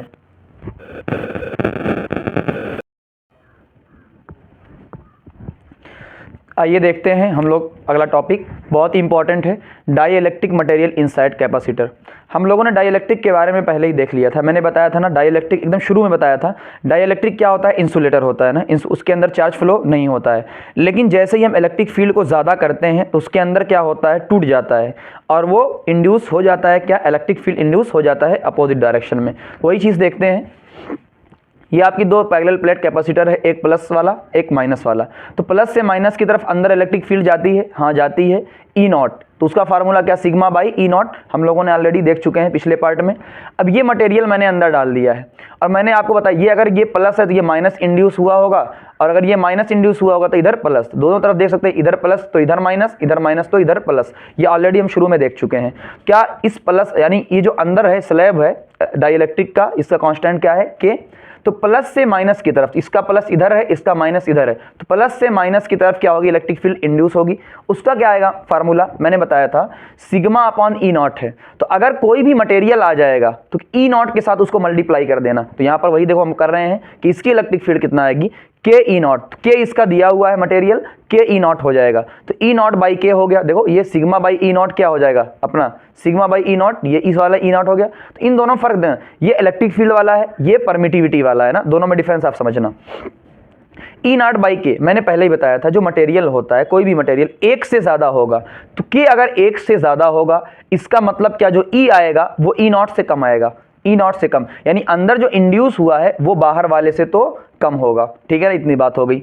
अगर मैंने देखा मेटल हो, अगर ये मेटल हो, मेटल का के क्या होता है इनफाइनाइट, तो ई क्या हो जाएगा, जीरो हो जाएगा। यानी अंदर जो इलेक्ट्रिक फील्ड इंड्यूस होगी ना कैंसिल करने के लिए, वो जीरो के बराबर आएगी। ठीक है ना, ये चीज। अब यहां से इंपॉर्टेंट चीजें और ज्यादा शुरू हो जाती हैं, ये ऑलरेडी पढ़ चुके हैं। अगर हम जो मटेरियल डाल रहे हैं अगर उसको पूरा फिल कर दें, और अगर उस मटेरियल को पूरा फिल नहीं करके हाफ फिल करें तो क्या है। तो डेरिवेशन इंपॉर्टेंट नहीं है, आपको रिजल्ट इंपॉर्टेंट याद रखना है। रिजल्ट ही आता है क्वेश्चन के फॉर्म में। तो मैंने देखा कि ये अपना ये क्यू था, प्लस क्यू माइनस क्यू, हमने पूरा का पूरा फिल कर दिया। ये हल्का सा जो थोड़ा बहुत गैप छूटा होगा ना, ये मैं समझाने के लिए है ना, तो इसलिए बता रहा हूं। यानी पूरा का पूरा हमने फिल कर दिया। तो फार्मूला क्या है, सी मीडियम क्या होता था, सी आपको सोच, सी क्या होता था, ई नॉट ए बाई डी। तो अगर मीडियम आ गया है और मीडियम में क्या आया है के, तो ई नॉट के साथ मल्टीप्लाई कर दो। इसलिए मैंने जब भी मैं कोई हैक बताया करूँ ना, तो भरोसा करके यकीन कर लिया करो। मैंने हैक बताया था ई नॉट के साथ मल्टीप्लाई कर दिया करो। यहां पर देखो ई नॉट कहां आ रहा है, ई नॉट नीचे आ रहा है, तो ई नॉट के साथ हमने मल्टीप्लाई कर दिया के को। यहां ई नॉट ऊपर आ रहा था, के को मल्टीप्लाई कर दिया ऊपर। तो बताओ ई नॉट ए बाई डी वो कैपेसिटेंस बन गया नॉर्मल वाले का, और के से मल्टीप्लाई कर दिया। तो फार्मूला क्या बन गया, के इंटू सी, के इंटू सी। तो डायरेक्ट क्वेश्चन में आएगा। मैंने बताया था आपको कि अगर वो कहे ये इसकी वैल्यू 5 है, इसका मतलब 5 टाइम 5 इंटू सी, 2 टाइम 2 इंटू सी, और सी की वैल्यू सब लोग जानते हैं। तो ये हमारा क्या आ गया है, रिजल्ट आ गया, वेरी इंपॉर्टेंट। लेकिन आपसे कहा गया है कि हम लोग पूरा ना भर के आधा भर रहे हैं, कुछ थिकनेस बढ़ रहे हैं। यानी यहाँ देखो कोई डाइलेक्ट्रिक कांस्टेंट है, ये अपनी पूरी पैलेट है जिसकी डिस्टेंस डी है, लेकिन हम बहुत पतला सब फिल कर रहे हैं। तो उसका आपको डायरेक्ट याद रखना है। और याद कैसे रखना है, आप देखिए ई नॉट ए डी। अब सुनो खाली पोर्शन, दिमाग में देखो तरीका याद रखने का बता रहा हूँ।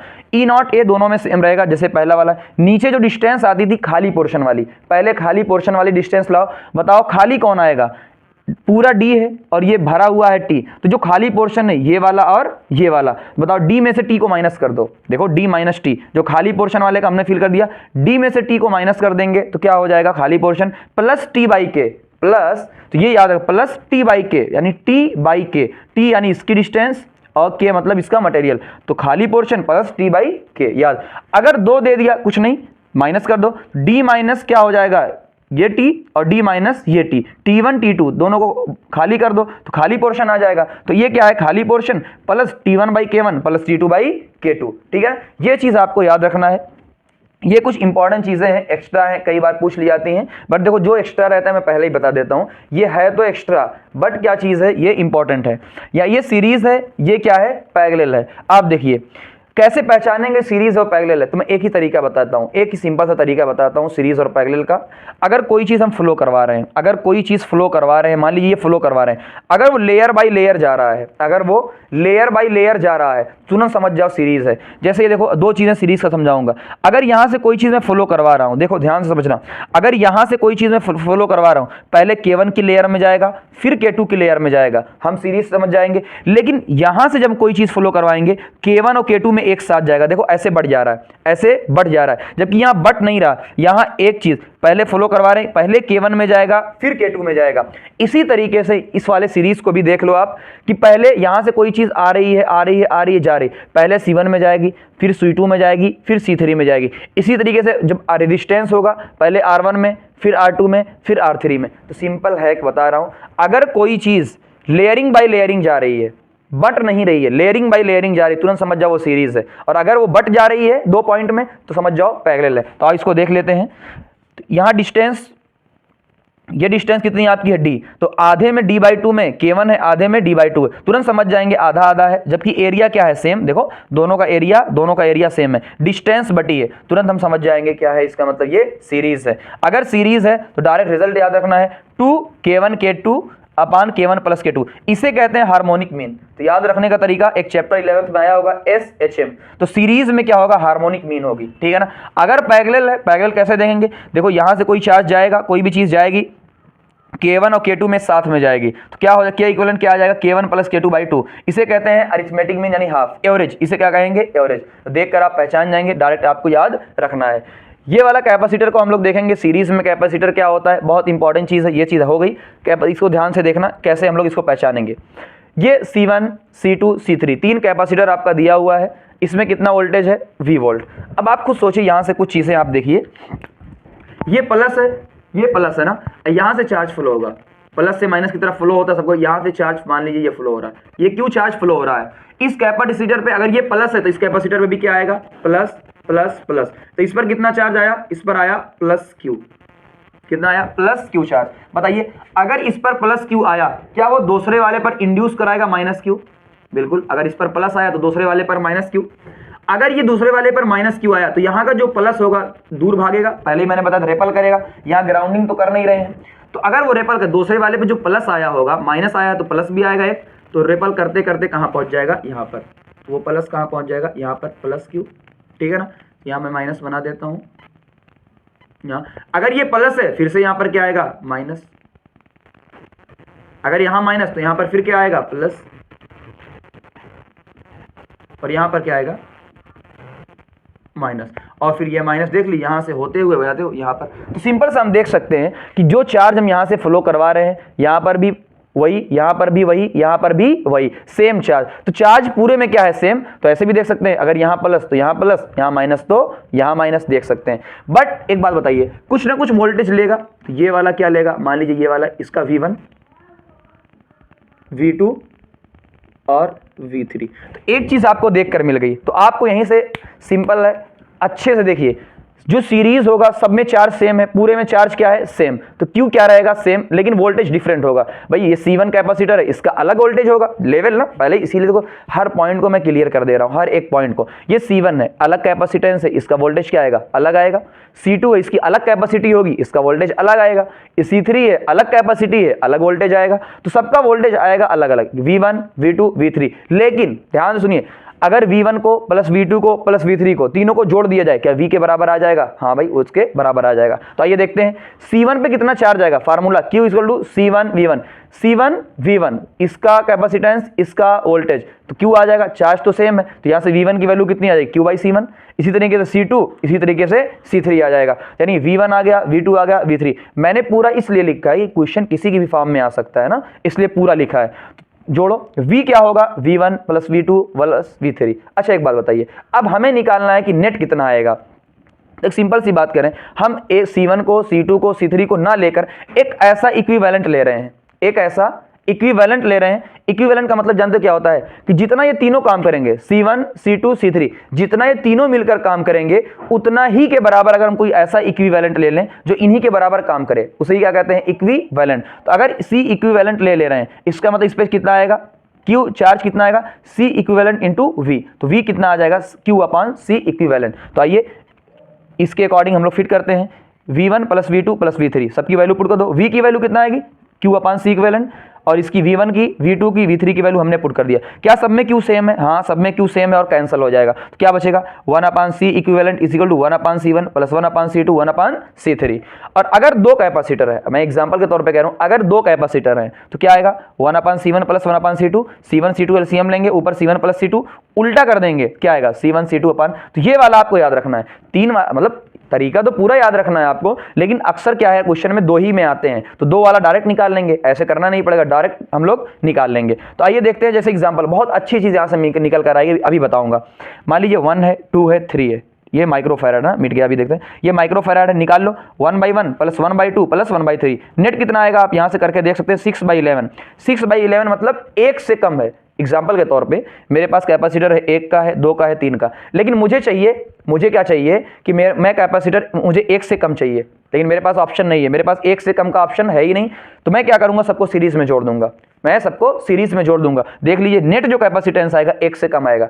इसका मतलब सीरीज में जो कैपेसिटेंस की वैल्यू है वो डिक्रीज होती है। कितनी डिक्रीज होती है कि जो आपने लिया है नेट वाला उससे कम आएगा। जैसे एग्जांपल के तौर पे यहां मैंने लिख दिया है, जो C इक्विवेलेंट आएगा वो C1 और C2 से कम आएगा, C1 और C2 से कम। तो अगर ऑप्शनल क्वेश्चन हो तो आप देख सकते हैं, जैसे एग्जांपल के तौर पे ये आपको दिया गया 1 2 3 दिया हुआ है और आपसे पूछा जा रहा है कि नेट कितना आएगा, तुरंत देख लो भैया जो सबसे छोटा वाला है 1 उससे कम आएगा, उससे तो यानी 1 से तो कम आएगा, तो 1 से जो कम वैल्यू है अगर ऑप्शन में आ गया तो डायरेक्ट मार देंगे, ठीक है ना। तो ये आपको अच्छे से ध्यान देना है, फिर पैरेलल पढ़ेंगे, उसके बाद हम लोग क्वेश्चन की तरफ चलेंगे, ठीक है ना।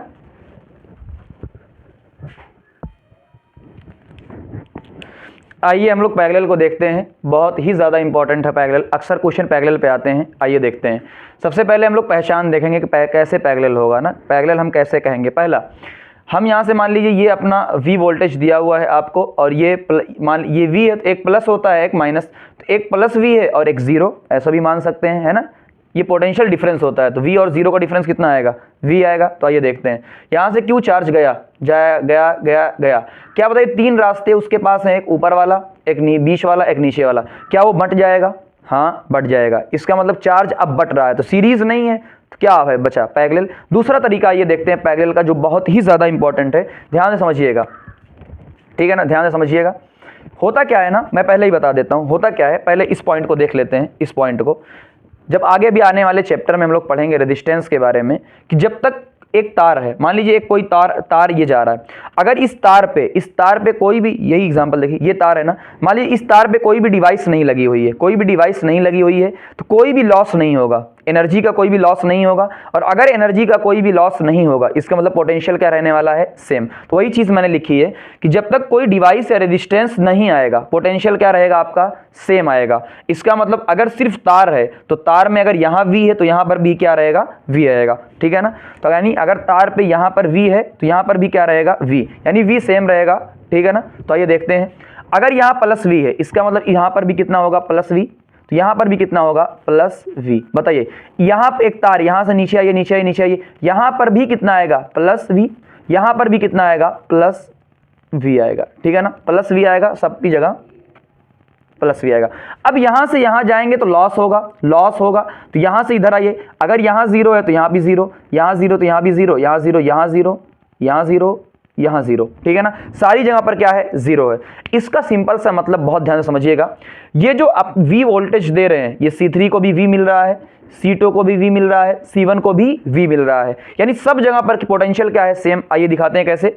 देखो ये V और जीरो के बीच में है, हाँ डिफरेंस कितना आएगा, V का, ये भी V और जीरो के बीच में है, V और जीरो के बीच में है V, यानी हमने देखा पैरेलल में क्या रहता है, पोटेंशियल हमेशा सेम रहता है। तो आज से एक पॉइंट पकड़कर चलेंगे कि पैरेलल में हमेशा पोटेंशियल क्या रहता है, सेम। PV पैरेलल में पोटेंशियल क्या रहता है, सेम। सीरीज में Q सेम रहता है, तो यहाँ पर V सेम है, तो Q बटेगा, देखिए चार्ज डिवाइड हो रहा है Q1 में, Q2 में, Q3 में। अब सिंपल सी बात है भाई, जिसकी कैपेसिटी ज़्यादा रहेगी वो ज़्यादा स्टोर करेगा, ये हम लोग पहले ही पढ़ चुके हैं कि जिस कैपेसिटर की कैपेसिटी ज़्यादा रहेगी वो चार्ज ज़्यादा स्टोर करेगा। तो आइए देखते हैं Q कितना आएगा, Q1 plus Q2 plus Q3, तो Q इक्विवेलेंट कितना आया, यहां से देखने का कि अगर इन तीनों की जगह पर हम कोई ऐसा इक्विवेलेंट कैपेसिटर लेते हैं जो इन तीनों के बराबर काम करता है, तो ठीक है, तो उसका चार्ज कितना है, C इक्विवेलेंट इंटू V सब में सेम रहेगा। तो यही फार्मूला हम लोग C1V plus C2V C3V, V cancel हो जाए, क्या बचेगा, C equivalent is equal to C1 plus C2 plus C3 आएगा, ठीक है ना। अगर जैसे ये 3 है, मान लीजिए C है 3C, तो वही मैंने लिखा है, अगर n आइडेंटिकल कैपेसिटर है, मान लीजिए 3 है ना, ये तीनों है C1 C3 C, सब क्या है, 3 है, यानी C के बराबर है। यहाँ जैसे मैं लिख देता हूँ एग्जांपल के तौर पे, कई बार क्या होता है ना, समझाने में प्रॉब्लम हो जाती है कि आप लोग ना समझे अभी। ये C1 is equal to C2 is equal to C3 is equal to C, बताइए कितने हैं, 3 है, तो 3 इंटू C, नेट कितना आएगा, 3c, तो नेट कितना आ गया 3c, ठीक है ना, 3c आ गया, वही चीज़ मैंने लिखी है। अगली कुछ चीज़ें हैं जो एक्स्ट्रा हैं लेकिन डायरेक्ट निकालने के काम आएगी, हम लोग अलग सॉल्व करेंगे। ये सीरीज आपको दिया हुआ है, सीरीज दिया हुआ, देखिए सीधे सीधे पास हो जाए, सीरीज है ना, पहचान मैंने पहले ही बता दिया, V1 अलग आएगा, V2 अलग आएगा, अगर C1 और C2 अलग होंगे। तो ये देखते हैं, अब देखो Q is equal to CV, Q तो सेम है, इसका मतलब V और C उल्टा, ठीक है ना, यानी V1 by V2 is equal to C2 by C1। तो एक डायरेक्ट फार्मूला है आपको, है ना, समझने कि अगर V1 निकालना, डायरेक्ट आपको निकालना है V1 कितना आएगा, तो बताइए C2 C1 plus C2 into V, simple. अगर हम V1 निकाल रहे हैं तो C2 पुट करेंगे, अगर V2 निकाल रहे हैं तो C1 पुट करेंगे। इतना इसको याद रखने का तरीका है कि अगर V1 निकालेंगे तो C2 लेंगे और V2 निकालेंगे तो C1 लेंगे ऊपर, और नीचे सब में क्या है, सेम। कुछ स्पेशल केस आते हैं, ये आपको यूज करने में कुछ स्पेशल केस है, मैं बहुत आसानी के साथ इन केस को आपको समझा रहा हूं, ध्यान से समझिएगा, यही कॉन्सेप्ट आपका लगेगा। सुनिए, ये पोटेंशियल A है, ये बहुत सारा है, आपको लग रहा होगा कि हाँ सीधा सीधा जुड़ा हुआ है, लेकिन सीरीज में, अरे भाई धोखा मत खा जाना, धोखा मत खा जाना, सीरीज नहीं है, एक तार लगा हुआ है, यहाँ भी एक तार लगा हुआ है, अगर इस तार को हटा देते तब सीरीज होता है, लेकिन अभी तार लगा हुआ है, तो एक स्पेशल केस होते हैं, ये मैं आपको बता रहा हूँ। देखिए ध्यान से सुनिएगा, अगर ये A पॉइंट है, इसका पोटेंशियल कितना है A, तो इस पॉइंट का भी क्या आएगा A, क्योंकि देखिए इसके बीच में तार है, कोई भी लॉस नहीं होगा, और यहां से ऊपर ये अगर A है तो ऊपर जाते जाते जाते जाते जाते जाते जाते इस पॉइंट का भी क्या आएगा A, क्योंकि इनके बीच में कोई भी चीज नहीं लगी हुई है। आइए इस पॉइंट को देखते हैं, अगर ये B पॉइंट है तो इसका मतलब ये भी, इसका पोटेंशियल भी B, तो आते जाइए आते जाइए आते जाइए आते जाइए, इस पॉइंट का भी क्या आएगा B। अब देख लीजिए A और B क्या दोनों अलग हैं, अब देख लीजिए, अपने पास दो है तो मैंने लिख दिया A और B, क्या A और B के बीच में ये वाला है, हाँ ये वाला A और B के बीच में है, लगा दिया, ये वाला भी A और B के बीच में है, लगा दिया, ये वाला भी A और B के बीच में लगा दिया। क्या दिखने में सीरीज था, लेकिन एक्चुअल में आया क्या, पैरेलल, और पैरेलल का फार्मूला आपको बताया था C plus C plus C कितना आ जाएगा 3C। तो ये स्पेशल केस है, आपको ऐसे ही मार्किंग कर लेनी है, ठीक है ना, ये मैंने पहले बता दिया। ये कुछ स्पेशल केस इसके भी आते हैं, इसे कहते हैं व्हीट स्टोन ब्रिज, ठीक है ना। कई बार क्वेश्चन, देखो इस पे स्टार लगा रहा हूं, स्टार इसलिए लगा रहा हूं कि एक बार आने पर आपको समझ में नहीं आएगा कि ये है क्या, हम लोग कर, तो ये क्या होता है, स्पेशल केस आएगा, हम लोग पूरा डिटेल में पढ़ेंगे इलेक्ट्रिसिटी। तो इसलिए जो आगे जो कंपटीशन में पढ़ाया जाता है ना, हम लोग जो तरीके से पढ़े हैं, हमको पहले रजिस्टर का वो इलेक्ट्रिसिटी चैप्टर पहले पढ़ाया जाता था, कि वहाँ पहले डिटेल में पूरी चीज़ें देख लेते हैं, और वहाँ डिटेल में जब अच्छे से देख लेते हैं यहाँ एकदम हलवा लगने लगता है। लेकिन अब यहाँ हमें पढ़ना है भाई एनसीईआरटी के अकॉर्डिंग, तो देख लीजिए, थोड़ा सा दिमाग में याद रख लीजिएगा, हम डिटेल में पढ़ेंगे। ये आपको ऐसे पूरा दिया हुआ है, तो इसका तरीका बता रहा हूँ क्या है, इसका और इसका रेशियो देखिए, इसका और इसका रेशियो, इसका और इसका रेशियो, दोनों का रेशियो, या फिर इसका देख लीजिए, इसका मैं सिंपल बता रहा हूँ, ऊपर वाले दोनों को देख लो, नीचे वाले दोनों को देख लो। ऊपर दोनों का रेशियो देखो 6:12, 6:12, नीचे वाला 3:6, यानी 1:2, 1:2। अगर दोनों का रेशियो सेम आता है, ध्यान सुनिएगा, अगर दोनों का रेशियो सेम आता है तो ये जो बीच वाला है ना वो हट जाता है, तो बीच वाला क्या हो जाता है, हट जाता है, तो यानी इसको कट कट कट, इसको मैंने क्या कर दिया है, कट, तो बीच वाले को हमने बीच से क्या कर दिया है, कट कर दिया है, तो हमारा क्या बन जाएगा 6, 12 और 3 और 6। बताइए इसका, ये दोनों ऊपर वाले सीरीज में है, और सीरीज में निकालने का मैंने सिंपल तरीका बताया था, अगर दो वालों के लिए C1 C2 नीचे C1 प्लस, यानी 12 गुणे 6 नीचे 12 प्लस 6, वैल्यू 4, डायरेक्ट निकल जाएगा, इसलिए मैंने बताया था। नीचे 3 × 6, 3 + 6 कितना आया 2, ठीक है ना, तो एक का 4 आ गया, एक का 2 आ गया, तो बाद में देखिए पहला स्टेप इसको हटाया, दूसरा स्टेप सीरीज वालों का निकाल लिया, ऊपर 4 नीचे 2, 4 और 2 क्या हो जाएंगे 6, तो नीचे का क्या आ गया 6। तो ये चीज़ें बहुत इंपॉर्टेंट थी। अब तकरीबन हमारा चैप्टर खत्म होने की कगार पे है, हम लोग क्या करेंगे, अब क्वेश्चन प्रैक्टिस करेंगे, ठीक, क्वेश्चन हम लोग प्रैक्टिस करेंगे। एक बात मेरी बहुत ध्यान से आप लोग सुनिएगा, क्वेश्चन हो या लाइफ हो, सबसे ज़्यादा प्रॉब्लम बताएं कहाँ होती है, जब हम उस चीज़ से भागते हैं जिस चीज़ से हम डरते हैं। तो याद रखिए, जिस चीज़ से हम डरते हैं, लाइफ हो या क्वेश्चन हो, अगर हमने उसको फेस करना सीख लिया, अगर हमने उसको फेस करना सीख लिया, तो कभी भी पूरी ज़िंदगी में प्रॉब्लम नहीं आएगी। जिस चीज़ से हम सबसे ज़्यादा डरते हैं, अगर उस चीज़ को हम फेस कर लें, तो मैं उम्मीद करता हूं कि लाइफ में कोई चीज़ फिर हमको प्रॉब्लम क्रिएट नहीं कर सकती। तो हम फिजिक्स के क्वेश्चन से बहुत ज़्यादा डरते हैं, भागना नहीं है क्वेश्चन से, क्वेश्चन को फेस करना है। ज़्यादा से ज़्यादा क्या होगा, गलत होगा, हम फिर से प्रैक्टिस करेंगे, डरना नहीं है। इसी तरीके से अगर लाइफ में आप डर गए, प्रॉब्लम को आपने फेस नहीं किया, तो आप कभी भी लाइफ में आगे नहीं बढ़ पाएंगे। इसलिए डरना नहीं है, प्रॉब्लम को फेस करना है। चलिए हम लोग क्वेश्चन की तरफ भी बढ़ते हैं आगे।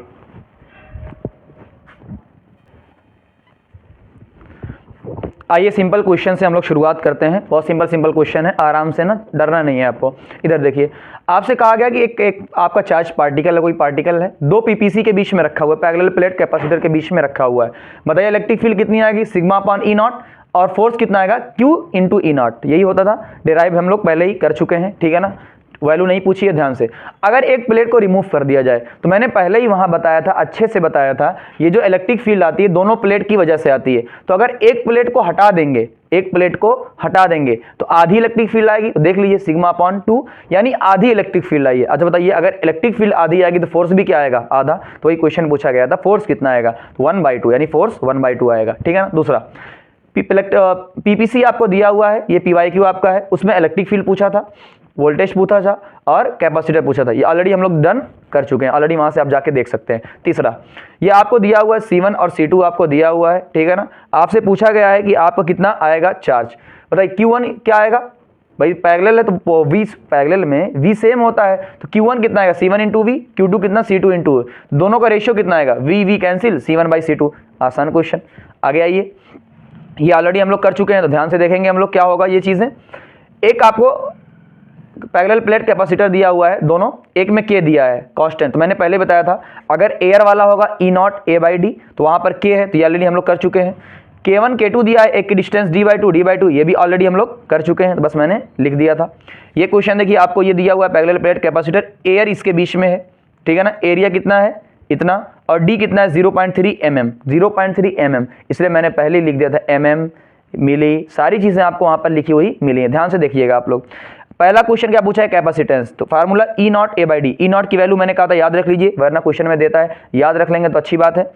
और यहाँ से एरिया की वैल्यू पुट कर देंगे, यहाँ से डिस्टेंस मैंने कितना है, 3 × 10⁻⁴। mm कितना होता है, 10⁻⁻3, 0.3 है, तो 0.3 को अगर हम 3 बनाएंगे कितना होगा, -4, है ना, ताकि यहाँ भी गलती आपसे ना होने पाए। तो यहाँ पर स्टार लगा लीजिए, क्योंकि यहाँ पर ही क्या होती है, गलतियाँ आपसे होती हैं, ये कन्वर्ट करने में आपसे गलती होगी। आ गया C आपका आ गया। तो आपसे दिया हुआ है, अगर इसी कैपेसिटर को हम लोग V वोल्ट से 100 वोल्ट से क्या कर दें, कनेक्ट कर दें, तो उस पर बताइए चार्ज आएगा कितना, CV के बराबर, ठीक है, मल्टीप्लाई कर दिया। अगला क्वेश्चन, अगर माइका शीट को इंट्रोड्यूस कर दिया गया है, जैसे यही वाला क्वेश्चन है कि अगर एयर की जगह पर एक शीट इंट्रोड्यूस करा दी गई है जिसका K कितना है, 6, तो मैंने कहा था अगर जितना गुना होगा उतना गुना कर दीजिएगा। तो C कितना आएगा, 6 गुना, अगर ये 6 है तो 6 से मल्टीप्लाई कर दीजिए। तो चार्ज भी कितना आएगा, अगर कैपेसिटी 6 गुना है तो चार्ज भी 6 गुना बढ़ जाएगा, क्योंकि पोटेंशियल क्या है, सेम। कितना आसान क्वेश्चन, बहुत ईजी क्वेश्चन। ये वाला देखिए, ये थोड़ा अच्छा क्वेश्चन 2023 में आया हुआ है, अच्छा क्वेश्चन है, सेम इसी बेस पर है। एक 2K, एक K, D/3, 2D/3, क्या दोनों सीरीज में है, हाँ दोनों सीरीज में। क्यों सीरीज में, मैंने कहा था जब भी लेयरिंग बाय लेयरिंग ऐड होगा, देखो लेयरिंग यहां से शुरुआत करोगे तो एक लेयर में फिर एक लेयर में, तो अगर लेयरिंग बाय लेयरिंग कोई चीज जा रही है वो सीरीज में, तो C1 निकाल लीजिए इसी फार्मूले से, E नॉट A/D, ये वाला, तो पुट कर देंगे। यहाँ की क्या है, 2K है, K की जगह 2K है, डिस्टेंस की D/3 है, तो 3 ऊपर जाएगा, 3 × 2 6, ये वैल्यू आ गई। C2 निकाल लेंगे यही सेम फार्मूले से। तो फालतू गिरी नहीं करना ना कि मतलब परेशान हो रहे हैं, क्यों परेशान होना, वही सिंपल है, फार्मूला पुट करना, सावधानी से फार्मूला पुट करो। अगर D/3 है, 3 ऊपर जाएगा, यही गलती होती तो गलती नहीं करनी है, 2D/3 ऊपर जाएगा। और सीरीज में हम लोग जानते हैं कैपेसिटेंस की वैल्यू कितने, 1/C1 + 1/C2, तो C1 की जगह रख दीजिए, C2 की जगह रख दीजिए, सॉल्व कर लीजिए, बहुत आसान है, ठीक है ना। आप सॉल्व कर सकते हैं पूरा का पूरा, यहाँ से चीज़ें बहुत आसान है, बस आपको पुट करना है। ये क्वेश्चन देखिए, क्वेश्चन घुमाया कई दूसरे टर्म से आया था, लेकिन मैं इसको पूरा सिंपल करके बता दे रहा हूँ, ठीक है ना। यहाँ सिर्फ ये वाला पूछा था अलग तरीके से MCQ में। 3 कैपेसिटर है, सब 4 माइक्रोफैराड के हैं, सबको सीरीज में ऐड किया गया है, तो इक्विवेलेंट कितना था, 1/, देखो यही वाला ना, 1/C1 + 1/C2, 1/4, 1/4, 1/4, कितना आया, 4/3, ठीक है ना। गलती कहाँ से आपसे कहाँ होगी, यहाँ भी गलती होगी। 1/C इक्विवेलेंट है, तो हमें चाहिए क्या, C इक्विवेलेंट, यानी इसको उल्टा कर दो। आ रहा था 3/4, लेकिन हमें क्या चाहिए, C, तो इसको उल्टा कर दो, तो 4/3। या दूसरा तरीका, C/N, जब भी सेम, यानी मैंने कहा जब भी सेम कैपेसिटर होंगे जिनकी वैल्यू क्या रहेगी, सेम, तो N से डिवाइड कर देंगे। C की वैल्यू 4, कितने हैं, 1 2 3, तो 4/3। ऐसे ही पैरेलल में N × C, ये ऑलरेडी हम लोग कर चुके हैं पैरेलल में, तो देख के आप जान सकते हैं। ये वाला देखिए, 2 सीरीज में, एक पैरेलल में, तो 4 और 4 का कितना आएगा, यहाँ से 4/2, कितना आएगा, 2, या इस फार्मूले से लगा सकते हैं। तो एक 2 आया, एक 4 आया, 2 और 4 क्या है पैरेलल में, 2 4 6। तो ये बहुत आसान क्वेश्चन है, बहुत सारे, कोई टफ नहीं है ना, बहुत आसान चीजें हैं। आइए आगे हम लोग और क्वेश्चन की तरफ बढ़ते हैं।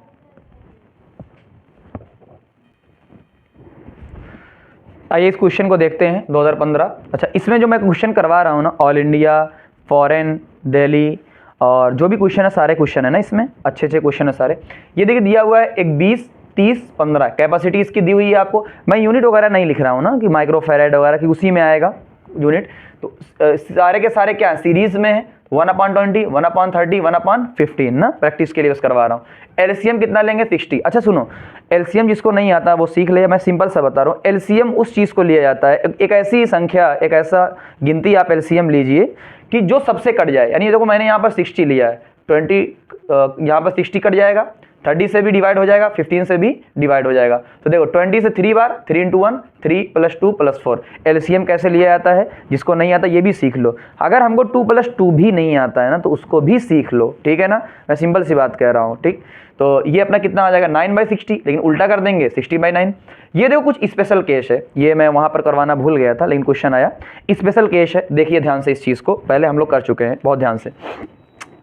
जैसे ये चीज़ ऑलरेडी कर चुके हैं, ये पॉइंट सुनो, अगर ये पॉइंट ए है तो यहाँ से जाएंगे, यहाँ से जाएंगे, यहाँ से जाएंगे, ये भी पॉइंट क्या हो जाएगा, ए। अगर ये पॉइंट बी है, देखो ए और ये पॉइंट अलग, यहाँ एक कैपेसिटर आ गया ना, मैंने बताया था वोल्टेज चेंज। तो अगर इसका पोटेंशियल ए है तो इसका पोटेंशियल ए नहीं होगा, क्योंकि बीच में क्या आ चुका है, एक कैपेसिटर, तो अलग आएगा। यहाँ से देखते हैं, अगर ये बी है तो ये भी क्या आएगा, बी आएगा। आप खुद सोचिए एक चीज़, ये बहुत पहले से हम लोग पढ़ चुके हैं कि इसका पोटेंशियल ए, इसका पोटेंशियल ए, क्या सेम पोटेंशियल के बीच में कभी भी चार्ज फ्लो हो पाएगा, कभी नहीं फ्लो हो पाएगा। तो यही रजिस्टर के बारे में भी आप याद रख लीजिएगा कि जो भी सेम पोटेंशियल होते हैं उनके बीच में कभी भी न चार्ज फ्लो होता है ना इलेक्ट्रिसिटी फ्लो होती है। सेम पोटेंशियल के बीच में कभी फ्लो नहीं होता है, यानी ये बेकार है। यानी अगर मैं कहूँ ना, ये जो चार्ज है वो कहाँ से जाएगा, वो जाना, खुद सोचो। मान लीजिए ये ए है, यहाँ से जाएगा तो कुछ ना कुछ एनर्जी लॉस होगी। ध्यान से सुनिएगा मेरी बात, कॉन्सेप्ट सुनिएगा। यहाँ से जाएगा, कुछ ना कुछ एनर्जी उसकी लॉस होगी, पोटेंशियल कम आएगा। लेकिन वो यहाँ से जाएगा, वो यहाँ से जाएगा, यहाँ से जाएगा, यहाँ से जाएगा, तो कोई भी लॉस नहीं होगा। तो जाहिर सी बात है, करंट या चार्ज अपना वही रास्ता अख्तियार करेगा, जाएगा जिसमें कोई भी लॉस ना हो, तो वो इस रास्ते से चला जाएगा। इसका मतलब इसमें तो नहीं जाएगा, तो ये बेकार हो गया। ये क्या हो गया, यानी इसमें से फ्लो नहीं होगा, इसमें से फ्लो नहीं होगा, तो ये बेकार हो गया। इसी तरीके से यहाँ से जाएगा तो ये बेकार हो गया, ये बेकार हो गया, ये बेकार हो गया। और जो भी बेकार हो गया उसको सर्किट से निकाल दो। इसे ही कहते हैं शॉर्ट सर्किट, यानी सेम पोटेंशियल के बीच में कभी भी फ्लो नहीं होगा। खुद सोचो, अगर ये शॉर्ट सर्किट हो गया, सिर्फ बचा क्या, C3, तो बताओ C नेट कितना आएगा, सिर्फ और सिर्फ C3। तो हमें देखने में लग रहा था 1, 2, 3, 4, 5, लेकिन एक्चुअल में आया क्या, C3। स्पेशल केस है, दिमाग में रख लेना। हालांकि कॉन्सेप्ट से भी हम चल सकते हैं। चार्ज कितना आया, C × V, ठीक है, चार्ज आ गया। टोटल एनर्जी कितनी आ गई, ½ CV²। तो अगर आपका खुद सोचो 3 क्वेश्चन है, अगर 5 नंबर में आया या 3 ही नंबर में आया, अगर आपका C गड़बड़ हुआ, तीनों गड़बड़ हो जाएगा, ठीक है ना। तो गड़बड़ नहीं करना है। दूसरा क्वेश्चन ये देखो, ये आपको दिया हुआ एक C कैपेसिटर दिया हुआ, इसकी एनर्जी ½ Q²/C। एक और क्वेश्चन में दिया हुआ था, जो सेकंड कैपेसिटर है उसको अनचार्ज है, वो चार्ज नहीं है, अनचार्ज है। यानी अगर इसका Q चार्ज था तो इसका Q चार्ज है, तो इसको पैरेलल में जोड़ दिया गया। अच्छा बताओ, पैरेलल में इक्विवेलेंट कितना आता है, C + C यानी 2C। तो इस फार्मूले से एनर्जी देखिए कितना आ जाएगा, Q²/C, Q²/2C। दोनों का वैल्यू कितना आ जाएगा, रेशियो 1/2। आसान है। इस क्वेश्चन की तरफ चलते हैं। अच्छा क्वेश्चन है, ध्यान से सुनिएगा। ये सब आपको दिया हुआ है, तो ध्यान से सुनिएगा। अगर ये पॉइंट ए है, यहाँ एक कैपेसिटर आ गया, इसका मतलब ये पॉइंट अलग हो जाएगा। तो क्वेश्चन में दिया हुआ है P, देखिए P वाला पॉइंट यहाँ से गया, यहाँ से गया, यहाँ क्या, यहाँ S। इसका मतलब P वाला पॉइंट और S वाला पॉइंट क्या है, सेम। मैंने यहाँ बना दिया, P वाला पॉइंट और S वाला पॉइंट क्या है, सेम। इसी तरीके से R वाला पॉइंट और T वाला पॉइंट क्या है, सेम। तो देखो मैंने बना दिया A point, P point, T point, B point. अब आइए देखते हैं, बताओ A और P के बीच में कितना कैपेसिटर, A और P के बीच में C1, हाँ लगा दिया। P और R के बीच, सॉरी हाँ, P और R के बीच में कितना है, P और R के बीच में कितना है, C2, तो हमने लगा दिया P और R के बीच में C2। दूसरा बताइए T और S, तो S और R तो सेम ही है, देखो सॉरी S और P तो सेम है। ध्यान सुनिएगा, ये जो C3 आया है, C3 किसके बीच में है, C3 वाला R और S के बीच में। तो देख लो S और R के बीच में क्या है, C3।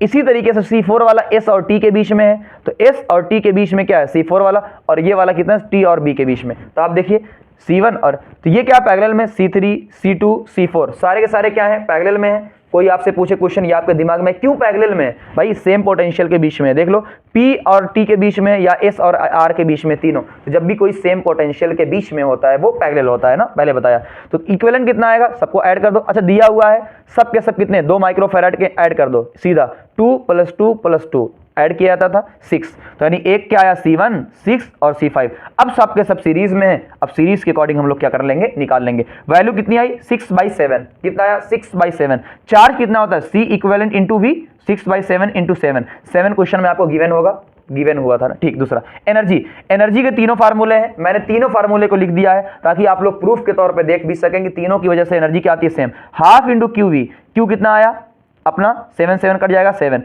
Q कितना आया 7, सॉरी Q कितना आया 6 और V कितना है 7, 21। तो पूरा फार्मूला आप देख सकते हैं कितना आएगा, सबका सब क्या आएगा, सेम आएगा पूरा का पूरा। तो ये कुछ अच्छे क्वेश्चन थे। अब हम लोग जो है और भी अच्छे क्वेश्चन की तरफ आगे बढ़ते हैं।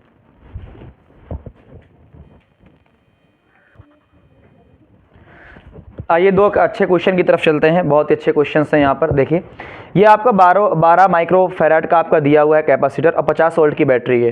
तो पी को है, पी को कितना होता है 10 की पावर -12, 10 की पावर -12 होता है, ये मैंने एक बार लिख दिया था पूरा। तो एनर्जी कितनी आ गई, हाफ CV², यहाँ से हम लोग निकाल लेंगे। अब क्या कहा गया है क्वेश्चन में कि इसी के साथ एक और 6 पिकोफैराड का एक और कैपेसिटर ज्वाइन कर दिया गया है सीरीज में। तो सीरीज में ज्वाइन कर दिया गया है, तो सीरीज में क्या आता था फार्मूला, C1 C2/C1 + C2, ठीक है ना। तो सबसे मेन इंपॉर्टेंट चीज क्या है, सबसे इंपॉर्टेंट चीज जब भी आपको दिया जाए ना, C इक्विवेलेंट निकाल लो, ठीक है ना, C इक्विवेलेंट निकाल लो। हमने C इक्विवेलेंट निकाल लिया तो यहां से क्या निकल जाएगा, चार्ज। सीरीज में क्या होता है, चार्ज सेम होता है, C × V। C इक्विवेलेंट यहां से आ गया, V यहां से आ गया, कितना आया 200 पिको कूलम, ये चार्ज अपना आ गया ना। अब तीसरा क्वेश्चन क्या आता है कि चार्ज तो सेम है, लेकिन बताइए V1 कितना आएगा, V2 कितना आएगा। सिंपल सी बात है, क्यों क्या होता है C1 V1, तो इसका C1 V1 C2 V2, तो यहाँ से V1 आ जाएगा Q/C1, ठीक है, यहाँ से V2 आ जाएगा Q/C2। तो इस टाइप के ना बहुत सारे क्वेश्चन PYQ में आए हुए हैं, मैं सब नहीं करवा रहा हूँ, बस बता रहा हूँ आपको। आज सीरीज में जोड़ा है, कल पैरेलल में जोड़ दिया। सबसे मेन चीज क्या, C इक्विवेलेंट निकाल लो। C इक्विवेलेंट अगर निकाल लोगे एनर्जी निकल जाएगी, हाफ C इक्विवेलेंट V², सारी चीजें निकल जाएंगी। ये इंपॉर्टेंट था इसलिए करवाया। अगला क्वेश्चन बहुत ही ज्यादा इंपॉर्टेंट है, इसमें हर एक स्टेप पे इंपॉर्टेंट है, ध्यान से देखिएगा और सीखिएगा। 6 वोल्ट की बैटरी, C1 C2, ये आपको दिया हुआ है। यहाँ पर एक स्विच है। सबसे पहले कहा जा रहा है कि अगर स्विच को क्लोज कर दें, सबसे पहले अगर स्विच को क्लोज कर देंगे, इसका मतलब C1 और C2 जुड़ जाएगा सर्किट में। कैसा आएगा, पैरेलल आएगा ना, सबको पता है ना पैरेलल। यहाँ से चार्ज आएगा, पहले इसमें ट्रांसफर होगा, फिर इसमें ट्रांसफर होगा, ठीक है ना, बटेगा। जब भी क्या होता है, चार्ज बटता है और पोटेंशियल क्या होता है, सेम होता है। तो ये देख पैरेलल आपको लग ही रहा है, ये क्या है पैरेलल। तो S1 जैसे ही क्लोज कर देंगे आप, क्या हो जाएगा सर्किट पैरेलल। तो Q1 कितना आएगा, यहाँ पर मान लीजिए चार्ज Q1, यहाँ चार्ज Q2, तो C1 × V, C2 × V। तो ये तो आसान निकालना था, बट ये इंपॉर्टेंट है।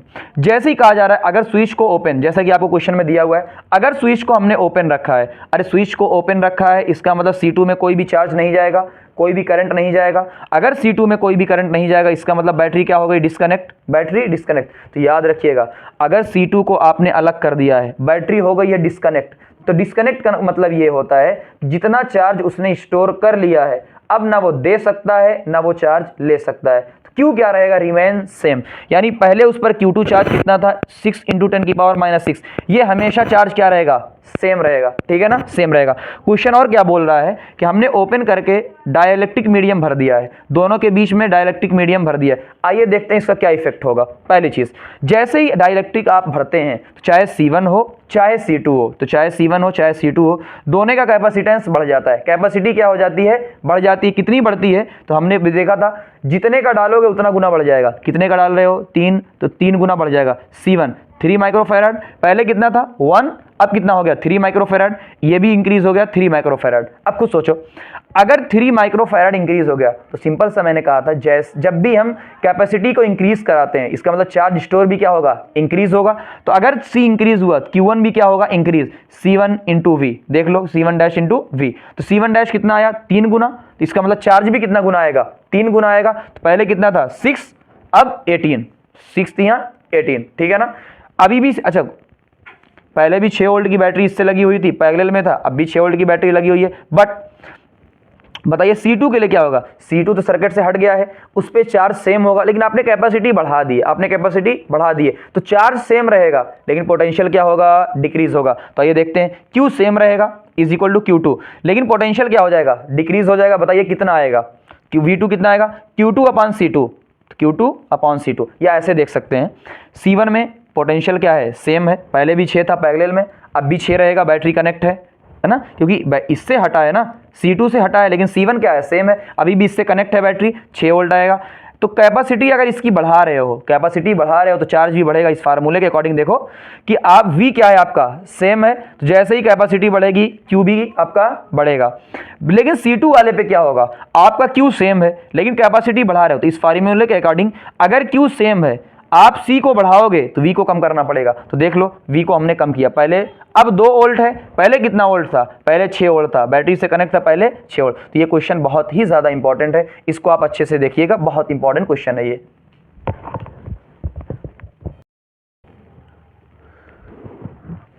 आइए देखते हैं कि इंपॉर्टेंट टॉपिक है, ठीक है ना, ये थोड़ा सा देखिएगा, इंपॉर्टेंट टॉपिक है, कुछ ही चीज़ें और बची हुई हैं बस। देखिए आपको दिया हुआ एक कैपेसिटर C1, एक कैपेसिटर C2, C1 को V1 वोल्ट दिया गया है और C2 को V वोल्ट की बैटरी से जोड़ दिया गया है। इस पर चार्ज कितना आएगा, C1V1, इस पर चार्ज C2V2। अब ये कहा गया है कि जो भी बैटरी आपने जोड़ी थी, V1 V2 की बैटरी जोड़ी थी, उस बैटरी को रिमूव कर दिया गया है और C1 और C2 को पैरेलल में जोड़ दिया गया है, ठीक है, जोड़ दिया गया है। बैटरी है नहीं और इस पर चार्ज है, इसका मतलब चार्ज है तो हाई से लो की तरफ चार्ज फ्लो होगा। फिर धीरे धीरे एक वक्त ऐसा आएगा कि जब दोनों का पोटेंशियल क्या हो जाएगा, सेम हो जाएगा। भले ही बैटरी नहीं है लेकिन ट्रांसफर तो चार्ज का होगा, सेम हो जाएगा। तो वही सेम पोटेंशियल को ही नाम क्या दिया है, कॉमन पोटेंशियल। अब सोचिए ज़रा, इस पे पहले V1 था, इस पे पहले V2 था, अब इस पर क्या है, V पोटेंशियल, इस पर भी क्या आ जाएगा, V पोटेंशियल। इसका मतलब अगर पोटेंशियल चेंज होगा तो आपका चार्ज भी क्या होगा, चेंज हुआ होगा। चार्ज कुछ ना कुछ चेंज हुआ होगा, इधर से इधर गया होगा या इधर से इधर चार्ज गया होगा। तो उसकी वैल्यू Q1 डैश, तो C1 into V, C2 into V, Q2 dash आएगा। तो पर चार्ज कंजर्वेशन, लेकिन फाइनल चार्ज क्या रहेगा, सेम रहेगा। यानी इधर का Q1 प्लस Q2 और इधर का Q2 dash plus Q1 dash, दोनों क्या रहेगा, सेम रहेगा। तो Q1 की वैल्यू यहाँ से, Q2 की वैल्यू यहाँ से, Q1 डैश की वैल्यू यहाँ से, Q2 डैश की वैल्यू यहाँ से पुट कर देंगे पूरा। तो अपना जो कॉमन पोटेंशियल आएगा वो क्या आएगा, C1V1 plus C2V2 upon C1 plus C2, ये आ गया कॉमन पोटेंशियल। दूसरी एनर्जी लॉस, इसके बीच में कुछ ना कुछ एनर्जी लॉस होगी। तो एनर्जी लॉस क्या होगी, U इनिशियल और U माइनस U फाइनल। अच्छा, रीजन क्या, एनर्जी लॉस हो रही है, हमेशा क्या होता है फाइनल, लेकिन एनर्जी लॉस हो रही, यानी इसकी ज़्यादा होगी और इसकी कम होगी। तो इसकी एनर्जी क्या आएगी, इस पूरे की एनर्जी प्लस इस पूरे की एनर्जी, और इसकी एनर्जी प्लस इसकी एनर्जी। तो जब हम दोनों को माइनस करेंगे तो क्या रिजल्ट आएगा, half C1 C2, C1 plus C2, V1 minus V2 का स्क्वायर। ये जो V1 V2 है ना, ये इनिशियल वाला है, V1 V2 कॉमन वाला नहीं है, V1 V2 इनिशियल वाला है। तो ये आपको याद रखना है। चार्ज ट्रांसफर क्या होगा, पहले Q1 था, अब यहाँ पर Q1 डैश है, तो Q1 माइनस Q1 डैश। जैसे हम एग्जांपल के तौर पर पहले 20 था, अब यहाँ पर 18 है, तो इसका मतलब दो कूलाम ट्रांसफर हुआ होगा, तो दोनों को क्या कर देंगे, माइनस कर देंगे। फिर एक सर्किट जो एक बार क्वेश्चन आया हुआ है, 2 बार, ये बहुत इंपॉर्टेंट है, तो इसका थोड़ा सा देखेंगे, डायरेक्ट क्वेश्चन करेंगे तो समझ में नहीं आएगा। तो कॉन्सेप्ट को सीखते हैं। RC सर्किट, RC सर्किट का मतलब क्या होता है, रेजिस्टेंस भी है और कैपेसिटर भी है। तो आइए देखते हैं RC circuit. Time is equal to 0 और time is equal to infinite. Time is equal to 0, 0 का मतलब क्या है कि अभी बैटरी आपने लगाया ही नहीं है या जस्ट आपने लगाया है, तो एकदम शुरुआती टाइम पे, तो कैपेसिटर एकदम भूखा है, तो उसके अंदर क्या होगा, चार्ज स्टोर होगा, कोई भी अपोज नहीं करेगा। तो हम कैपेसिटर को जो है एज अ सिंपल वायर मानेंगे। तो यहाँ याद रखना, टाइम इज इक्वल टू 0 पर कैपेसिटर को एज अ सिंगल वायर मानेंगे, और time is equal to infinite. Infinite का मतलब स्टडी स्टेट, जब कैपेसिटर पूरा का पूरा चार्ज हो चुका होगा, तो अब और चार्ज नहीं लेगा, और अब और चार्ज नहीं लेगा तो अपोज करेगा तो सर्किट क्या हो जाएगी, टूट जाएगी। तो हम क्या करेंगे, जो कैपेसिटर अपना है उसको एज अ ओपन सर्किट मानेंगे, एज अ ओपन सर्किट। और ओपन सर्किट में सबको पता है करंट फ्लो नहीं होता है। या क्वेश्चन में जब भी आपको कुछ भी ना गिवन हो, तो हम क्या मानेंगे, ये दो, जब कुछ ना बोले, यानी क्वेश्चन में कुछ भी नहीं बोला है, तो आप क्या मानेंगे, इनफाइनाइट वाला केस मानेंगे। अभी क्वेश्चन की हेल्प से आपको समझ में आ जाएगा। ये देखिए 2 फैराड है और ये 5 ओम का आपका दिया हुआ है। तो ये T इज इक्वल टू 0 पर, 0 पे क्या है, एज अ सिंगल वायर, तो हम कैपेसिटर को एक सिंगल वायर मान लेंगे, और कैपेसिटर को अगर सिंगल वायर मान लेंगे तो नेट क्या आएगा, सिर्फ 5 और 5 ओम बचा रहेगा। तो V is equal to IR, यहाँ से I की वैल्यू निकल जाएगी। इसी तरीके से इनफाइनाइट पे ये जो 2 फैराड था उसको हमने ओपन सर्किट मान, देखो इधर से भी ओपन, इधर से भी ओपन। तो आप खुद सोचिए, जब ये सर्किट ओपन है क्या कोई भी करंट फ्लो हो पाएगा? तो कोई भी करंट सर्किट में फ्लो नहीं होगा, यानी कोई भी करंट, यानी यहां पर कोई भी करंट नहीं जाएगा, कोई भी करंट। तो करंट कितना हो जाएगा सर्किट में? 0। तो अगर सर्किट में करंट 0 तो इस पर वोल्ट भी कितना आएगा? वोल्टेज भी 0। लेकिन चार्ज अभी भी कैपेसिटर पे तो होगा, चार्ज तो होगा ना, वो स्टोर जितना करेगा CV के बराबर। ठीक है, हो जाएगा। ये क्वेश्चन देखते हैं, बहुत ही अच्छा क्वेश्चन, ये दोनों क्वेश्चन बहुत ही अच्छे क्वेश्चन है। आइए देखते हैं क्वेश्चन को, खुद सोचिए। ये वाला क्वेश्चन को आप ध्यान से देखिएगा। 10 वोल्ट की बैटरी है, 3 ओम 2। सबसे पहले देखें सर्किट का, अच्छा आर भी है और सी भी है, इसका मतलब देखेंगे। आपसे बोला गया T = 0 पर, T = 0 पर ये वाला एज अ सिंपल वायर, तो हमने बना दिया कि ये वाला सिंपल वायर है। अब खुद सोचो, अगर वायर है तो बताओ, तो वायर है तो इसका पोटेंशियल और इसका पोटेंशियल क्या रहेगा? सेम हो जाएगा।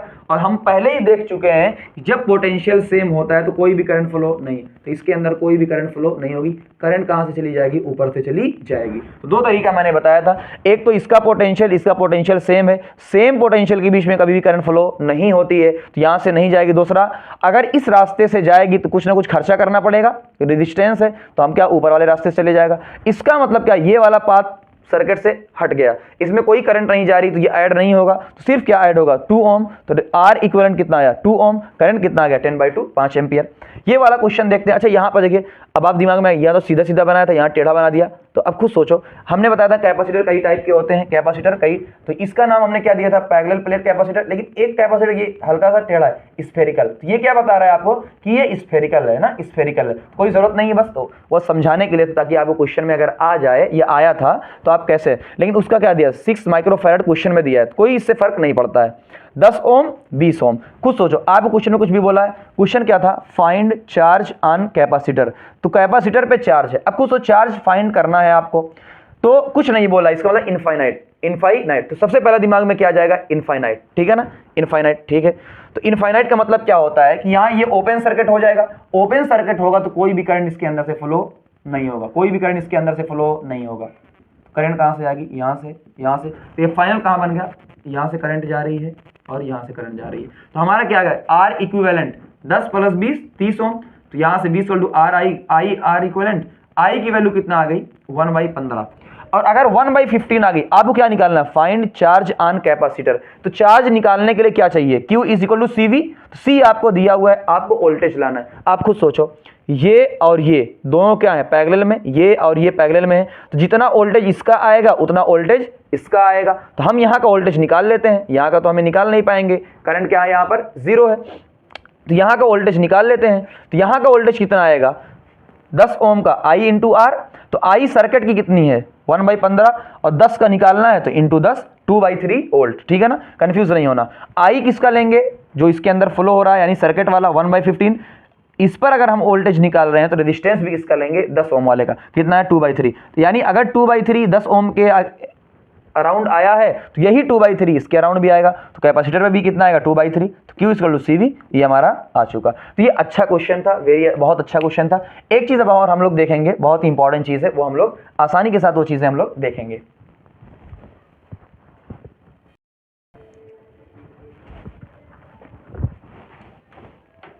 देखिए, एक बहुत ही ज़्यादा इंपॉर्टेंट चीज़ आपके सामने लेकर आया हूँ।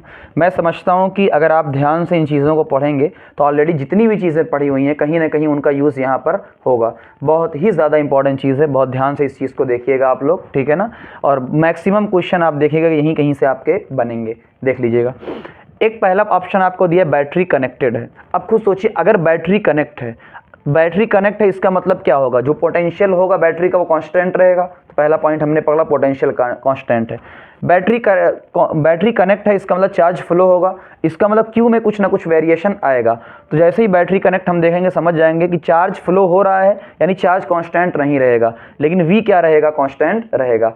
दो केस हमने लिया है, एक केस ऐसा है जिसमें कैपेसिटर है, एक केस ऐसा है जिसके कैपेसिटर के अंदर हमने कोई मटेरियल इंसर्ट कर दिया है ना। ये इंपॉर्टेंट है, एक एक चीज़ को गौर करते जाएंगे। जितनी भी चीज़ें हम लोगों ने पढ़ी थी, बहुत ही इंपॉर्टेंट चीज़ है ये, बहुत कम लोग आपको बताएंगे ना, ध्यान से देखिएगा इसको। अपना इनिशियल C देखो, इनिशियल कैपेसिटेंस क्या है? C। इनिशियल V क्या है? V। Q क्या है? CV। एनर्जी क्या है? सिग्मा अपॉन E0 या फिर V/D। इलेक्ट्रिक फील्ड ना, सॉरी इलेक्ट्रिक फील्ड। और एनर्जी कितना आपको, स्टोर्ड एनर्जी, ये तीनों फार्मूले आपके लिखे थे। एक चीज़ ध्यान से देखिएगा, फाइनल कितना आएगा, के इंटू सी। कैपेसिटेंस क्या होता था, के से मल्टीप्लाई कर दिया जाता है, के इंटू सी। फाइनल पोटेंशियल क्या है, जो शुरू में था वही बाद में होगा, तो वी पहले था, वी बाद में होगा। फाइनल क्यू कितना है, क्यू कितना होता है, सी इंटू वी, तो सी फाइनल इंटू वी, तो वी तो कांस्टेंट है, और सी फाइनल कितना है, के इंटू सी, तो के इंटू सी, इसका मतलब चार्ज भी के गुना हो गया। तो कैपेसिटेंस के में अगर आप कोई भी चीज़ डाइलेक्ट्रिक डाल देंगे तो कैपेसिटेंस क्या हो जाएगा, के टाइम, चार्ज भी क्या हो जाएगा, के टाइम हो जाएगा। लेकिन इलेक्ट्रिक फील्ड आपकी वी बाई डी, वी तो कांस्टेंट है और डी क्या आपका है, वो भी कांस्टेंट है, तो कांस्टेंट रहेगा। लेकिन आपकी जो एनर्जी होती है यू, जो आपको कहते हैं stored energy, half C V square, V तो कांस्टेंट है, लेकिन बताओ क्या सी के टाइम है, सी देख लीजिए के टाइम्स है, तो एनर्जी भी कितनी टाइम्स हो जाएगी, के टाइम्स हो जाएगी। ठीक है ना, इसमें कोई दिक्कत में भी नहीं होगी ना। आइए, बैटरी अगर कनेक्ट है, बैटरी अभी भी कनेक्ट है, लेकिन हम प्लेट की जो सेपरेशन है, यानी ये इन दो प्लेट के बीच में जो डिस्टेंस होती है डी, उसको हम इंक्रीज कर रहे हैं, डिस्टेंस को क्या कर रहे हैं, इंक्रीज कर रहे हैं। खुद सोचिए, अगर C is equal to E naught A by D, अगर डिस्टेंस को बढ़ाएंगे तो कैपेसिटेंस क्या होगा, कम होगा। पोटेंशियल क्या है, कांस्टेंट है, बैटरी कनेक्ट है। खुद सोचिए चार्ज पे क्या असर पड़ेगा, C इंटू वी, वी क्या है, कांस्टेंट, अगर C कम होगा तो आपका चार्ज भी कम होगा, जाहिर सी बात, अगर कैपेसिटी कम होगी तो चार्ज स्टोर भी कम होगा। इलेक्ट्रिक फील्ड क्या, V बाई डी, V तो कांस्टेंट है, D बढ़ेगा, अगर डिस्टेंस बढ़ेगी तो इलेक्ट्रिक फील्ड क्या होगी, कम होगी। और इस फार्मूले से half C V square, C कम होगा तो एनर्जी भी आपकी क्या हो जाएगी, कम हो जाएगी। तो ये बहुत आसान पोर्शन था। इस पोर्शन को देखते हैं। Initially capacitor charge to some potential then battery remove. हमने क्या किया है, कैपेसिटर को कुछ ना कुछ वोल्टेज दे दिया है, उसके बाद बैटरी को रिमूव कर दिया है। खुद सोचिए, अगर आपने बैटरी को रिमूव कर दिया है, इसका मतलब और चार्ज वो ना ले सकता है ना दे सकता है, तो चार्ज क्या हो जाएगा, कांस्टेंट हो जाएगा। तो यहाँ पर एक V और एक हमने इंसर्ट कर दिया, वही सेम केस, इसमें भी C और Q सी वी, ये पूरा पोर्शन पहले जैसा ना, पहला। फाइनल वाले में देखते हैं, C क्या आएगा, K इंटू सी, हाँ देख चुके थे, लेकिन अब की बार चार्ज क्या है, कांस्टेंट है। पहले चार्ज कितना K टाइम्स हो जाता था, अब की बार चार्ज क्या है, कांस्टेंट है। V फाइनल कितना आएगा, देखो पहले तो V मान लीजिए ये V था, लेकिन अब कुछ ना कुछ V अलग आएगा ना, कुछ ना कुछ V अलग आएगा, डाइलेक्ट्रिक डाल दिया तो V फाइनल कितना आएगा, Q फाइनल अपान C फाइनल। Q फाइनल कितना है, Q, C फाइनल कितना है, K इंटू सी, K तो V इनिशियल बाई K, तो ये K टाइम्स कम हो गया है। ठीक है ना, ये आपकी electric field V by D. ठीक है, इलेक्ट्रिक फील्ड पे क्या असर पड़ेगा, खुद सोचिए, चार्ज क्या है, कांस्टेंट, अगर आपका चार्ज कांस्टेंट है, सिग्मा भी क्या रहेगा, कांस्टेंट, लेकिन ई नॉट के साथ क्या आएगा, के आएगा, ई नॉट के साथ क्या आएगा, के, तो नीचे के है, इसका मतलब ये भी 1 बाई के टाइम, या इस फार्मूले से कर लीजिए V बाई डी। डिस्टेंस क्या है, अभी तो सेम है, लेकिन V के टाइम्स कम हुआ है, इसका मतलब इलेक्ट्रिक फील्ड भी के टाइम्स कम होगी, देख लीजिए 1 बाई के टाइम्स। यहाँ पर energy Q square by 2C, Q तो कांस्टेंट है, लेकिन C Q के टाइम्स बढ़ा है, तो ये भी क्या हो जाएगा, देखो यहाँ नीचे K आएगा, तो ये भी क्या हो जाएगा, K टाइम्स कम होगा। आसान है। फिर वही डिस्टेंस को हमने क्या, इस बार डिस्टेंस को देखो, दोनों केस मैंने लिया है, पहली बार डिस्टेंस बढ़ा रहे थे तो कैपेसिटेंस कम हो रहा था, इस बार डिस्टेंस कम कर रहे हैं तो कैपेसिटेंस ज़्यादा होगा। इस फार्मूले के अकॉर्डिंग आप देख सकते हैं, तो C बढ़ जाएगा, Q कांस्टेंट है, Q कांस्टेंट है, तो इस फार्मूले से क्या आएगा, V potential Q by C। तो अगर Q कांस्टेंट, C बढ़ेगा तो खुद सोचिए V क्या होगा, कम होगा। इधर देखिए, अगर आपका C क्या होगा, बढ़ेगा, C बढ़ेगा तो V क्या हो जाएगा, कम होगा। इलेक्ट्रिक फील्ड में अगर V कम हो रहा है, V आपका कम हो रहा है, और अगर D कम हो रहा है, V भी कम हो रहा है, D भी कम हो रहा है, तो भी क्या आएगा, कांस्टेंट आएगा। जबकि पोटेंशियल एनर्जी देखिए Q स्क्वायर बाई 2C, तो अगर Q स्क्वायर तो कांस्टेंट है 2C, अगर C आपका बढ़ेगा तो U क्या होगा, आपका कम होगा। तो ये बहुत ही ज़्यादा इंपॉर्टेंट पार्ट था, इसको अच्छे से आप प्रैक्टिस कर लीजिएगा, बहुत ज़्यादा हेल्प करेगा आपको क्वेश्चन सॉल्व करने में ये आपकी। ठीक है ना,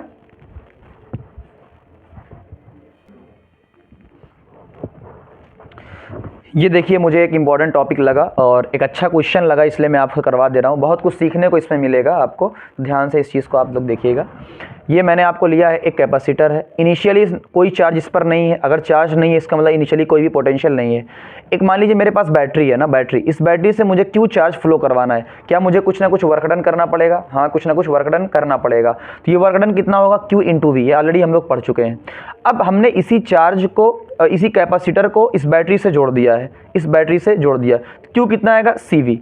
एनर्जी कितनी आती है, हाफ CV², या 3 फार्मूला इसके होते हैं, सब लोग जानते हैं। Work done by the battery कितनी आएगी, Q इंटू वी, Q क्या है, CV के बराबर है, और इंटू वी यानी CV²। अब आप खुद देखिए हम वर्क कितना कर रहे हैं, CV², लेकिन एनर्जी स्टोर कितनी हो रही है, हाफ CV², यानी हाफ CV² हम वर्क कर रहे हैं, एनर्जी स्टोर हो रही है हाफ CV², तो हाफ कहाँ पर गई, इसका मतलब वो लॉस हुई होगी। वही है वर्क डन जो आएगा वो जितनी एनर्जी स्टोर होगी प्लस जितनी एनर्जी लॉस होगी। तो हाफ CV² क्या हो रही है, लॉस हो, सॉरी स्टोर हो रही है, इसका मतलब हाफ क्या हो रही होगी, लॉस। तो यहाँ पर लॉस की वैल्यू कितनी आ जाएगी, हाफ CV²। ये क्वेश्चन है, बहुत ही इंपॉर्टेंट क्वेश्चन है, ध्यान से देखिएगा। एक कैपेसिटर है और आपको सतर्क रहना है, सावधान रहना है, ठीक है ना। एक कैपेसिटर है जो पहले से, यहाँ पर पहले से चार्ज नहीं था, तो एक कैपेसिटर हमने लिया जो पहले से ही क्या है, चार्ज, 8 कूलाम उस पर पहले से चार्ज है, और 4 फैराडे का इसका कैपेसिटेंस है और 5 वोल्ट है। आप खुद सोचिए इसका चार्ज खुद है, तो अगर इसका चार्ज है इसका मतलब इसके अंदर पोटेंशियल होगा, तो यहाँ से हमने इनिशियल पोटेंशियल निकाल लिया, कितना आया, 2 वोल्ट। इसका मतलब इस पर कुछ ना कुछ इनिशियल पोटेंशियल है, पहले ही बताया जा चुका है, अगर चार्ज होगा तो पोटेंशियल आएगा, ठीक है ना। Q फाइनल कितना आएगा, CV यानी 20। तो हम जो फाइनल निकालेंगे किससे, C इंटू वी, तो C इंटू वी 20 क्या है हमारा फाइनल चार्ज, पहले से कितना था 8, इसका मतलब फ्लो कितना हुआ होगा, 20 माइनस 8 12। खुद सोचिए ना, पहले से 8 है और हम देख रहे हैं कि फाइनल चार्ज कितना है 20, इसका मतलब फ्लो कितना हुआ है 12। तो यही गलती सबसे होती है, ये बहुत ज़्यादा इंपॉर्टेंट। लोग क्या करते हैं, यही फाइनल चार्ज को क्या कहते थे, अरे भाई अगर शुरू में 0 होता तब हम कहते हैं कि यही फाइनल चार्ज हमारा फ्लो हुआ होगा, लेकिन शुरू से ही उसमें 8 है, इसका मतलब फ्लो कितना हुआ है 12। तो बैटरी से कितना निकला होगा, 12 कूलाम, कितना निकला होगा 12। वर्क डन बाई बैटरी क्या होती है, Q फ्लो, जाहिर सी बात है ना, यहाँ भी एक गलती होगी आपसे, इसलिए स्टार लगा दे रहा हूं। Q फ्लो, खुद सोचिए ना, आप खुद दिमाग लगाइए कि अगर बैटरी में हम वर्क डन कर रहे हैं तो बैटरी से जो चार्ज फ्लो होगा वही तो, उसी पर तो हम वर्क करेंगे। जो चार्ज पहले से मौजूद है उस पर हम वर्क क्यों करेंगे, तो वर्क उसी पर होगा जो चार्ज हम फ्लो करवाना चाहते हैं। कितना फ्लो करवाना चाहते हैं, 12 कूलाम, तो 12 इंटू 5 60 जूल। एनर्जी स्टोर, खुद सोचिए, एनर्जी स्टोर हमने क्या, हाफ CV² भाई, CV², बट V पहले से है, V पहले से है, तो इसका मतलब अब माइनस होगा, तो हाफ CV2 का स्क्वायर माइनस V1 का स्क्वायर। ये फार्मूला कब लगता था, जब आपका इनिशियल 0 होता था। तो अगर इनिशियल 0 है तो देख लो वही फार्मूला आएगा, लेकिन अगर इनिशियल 0 नहीं है तो आपको माइनस करना पड़ेगा, हाफ CV²। तो ये आ गया 42 जूल। हमने सुनो कहाँ गया, 60 जूल का वर्क किया था, 42 जूल की एनर्जी स्टोर हुई, इसका मतलब 18 क्या हुआ होगा, लॉस हुआ होगा। अगला, अगर कैपेसिटर की पोलैरिटी को रिवर्स कर दिया जाए या कैपेसिटर को रिवर्स कर दिया जाए, यानी पहले जो 8 कूलाम था अब वो 8 ना होकर -8 है, देखिए माइनस फिर प्लस, 8 ना होकर कितना है -8, तो Q फ्लो कितना आएगा 20 माइनस -8, अब कितना फ्लो हुआ होगा 28। कितना फ्लो हुआ होगा 28 फ्लो हुआ होगा ना, जाहिर सी बात, फाइनल वही सेम चीज है ना, 28 फ्लो हुआ होगा। तो वर्क डन कितना आएगा 28 इंटू 5 140, 42 जूल तो स्टोर हो रहा है, इसका मतलब 140 में से 42 माइनस कर देंगे, 98 जूल के आगे आपका ये जो लॉस हुआ होगा। तो ये कुछ क्वेश्चन थे बहुत इंपॉर्टेंट, ठीक है ना। तो ये 3 टॉपिक मैंने आपके अच्छे से कवर कर दिए हैं, और इन 3 टॉपिक का जो बोर्ड में मार्क्स है ना, वो मार्क्स है 12 मार्क्स का। कितना मार्क्स है 12 मार्क्स। तो यहाँ मैं लिख देता हूँ, आपका जो 3 चैप्टर मैंने कवर किया है, ठीक है ना, पार्ट 1 + 2 + 3, ये कितने मार्क्स का आपका है 12 मार्क्स का है। बहुत ही ज्यादा इंपॉर्टेंट है, 12 मार्क्स बहुत होते हैं। क्या सबसे पहले क्या, पास होने के लिए हमें कितना चाहिए 23 मार्क्स चाहिए, 12 ऑलरेडी आपके कवर हो चुके हैं, तो 2-4 चैप्टर और कवर हो जाएंगे तो आसानी से। तो पहले हमें पास होना है, पहले क्या करना है, तो मेरी बात एक बहुत ध्यान से देखिएगा, जो भी ऐसे लोग हैं जिनको डर है फेल होने का, तो हमें डायरेक्ट 90 मार्क्स नहीं लेकर आना है, ठीक है ना।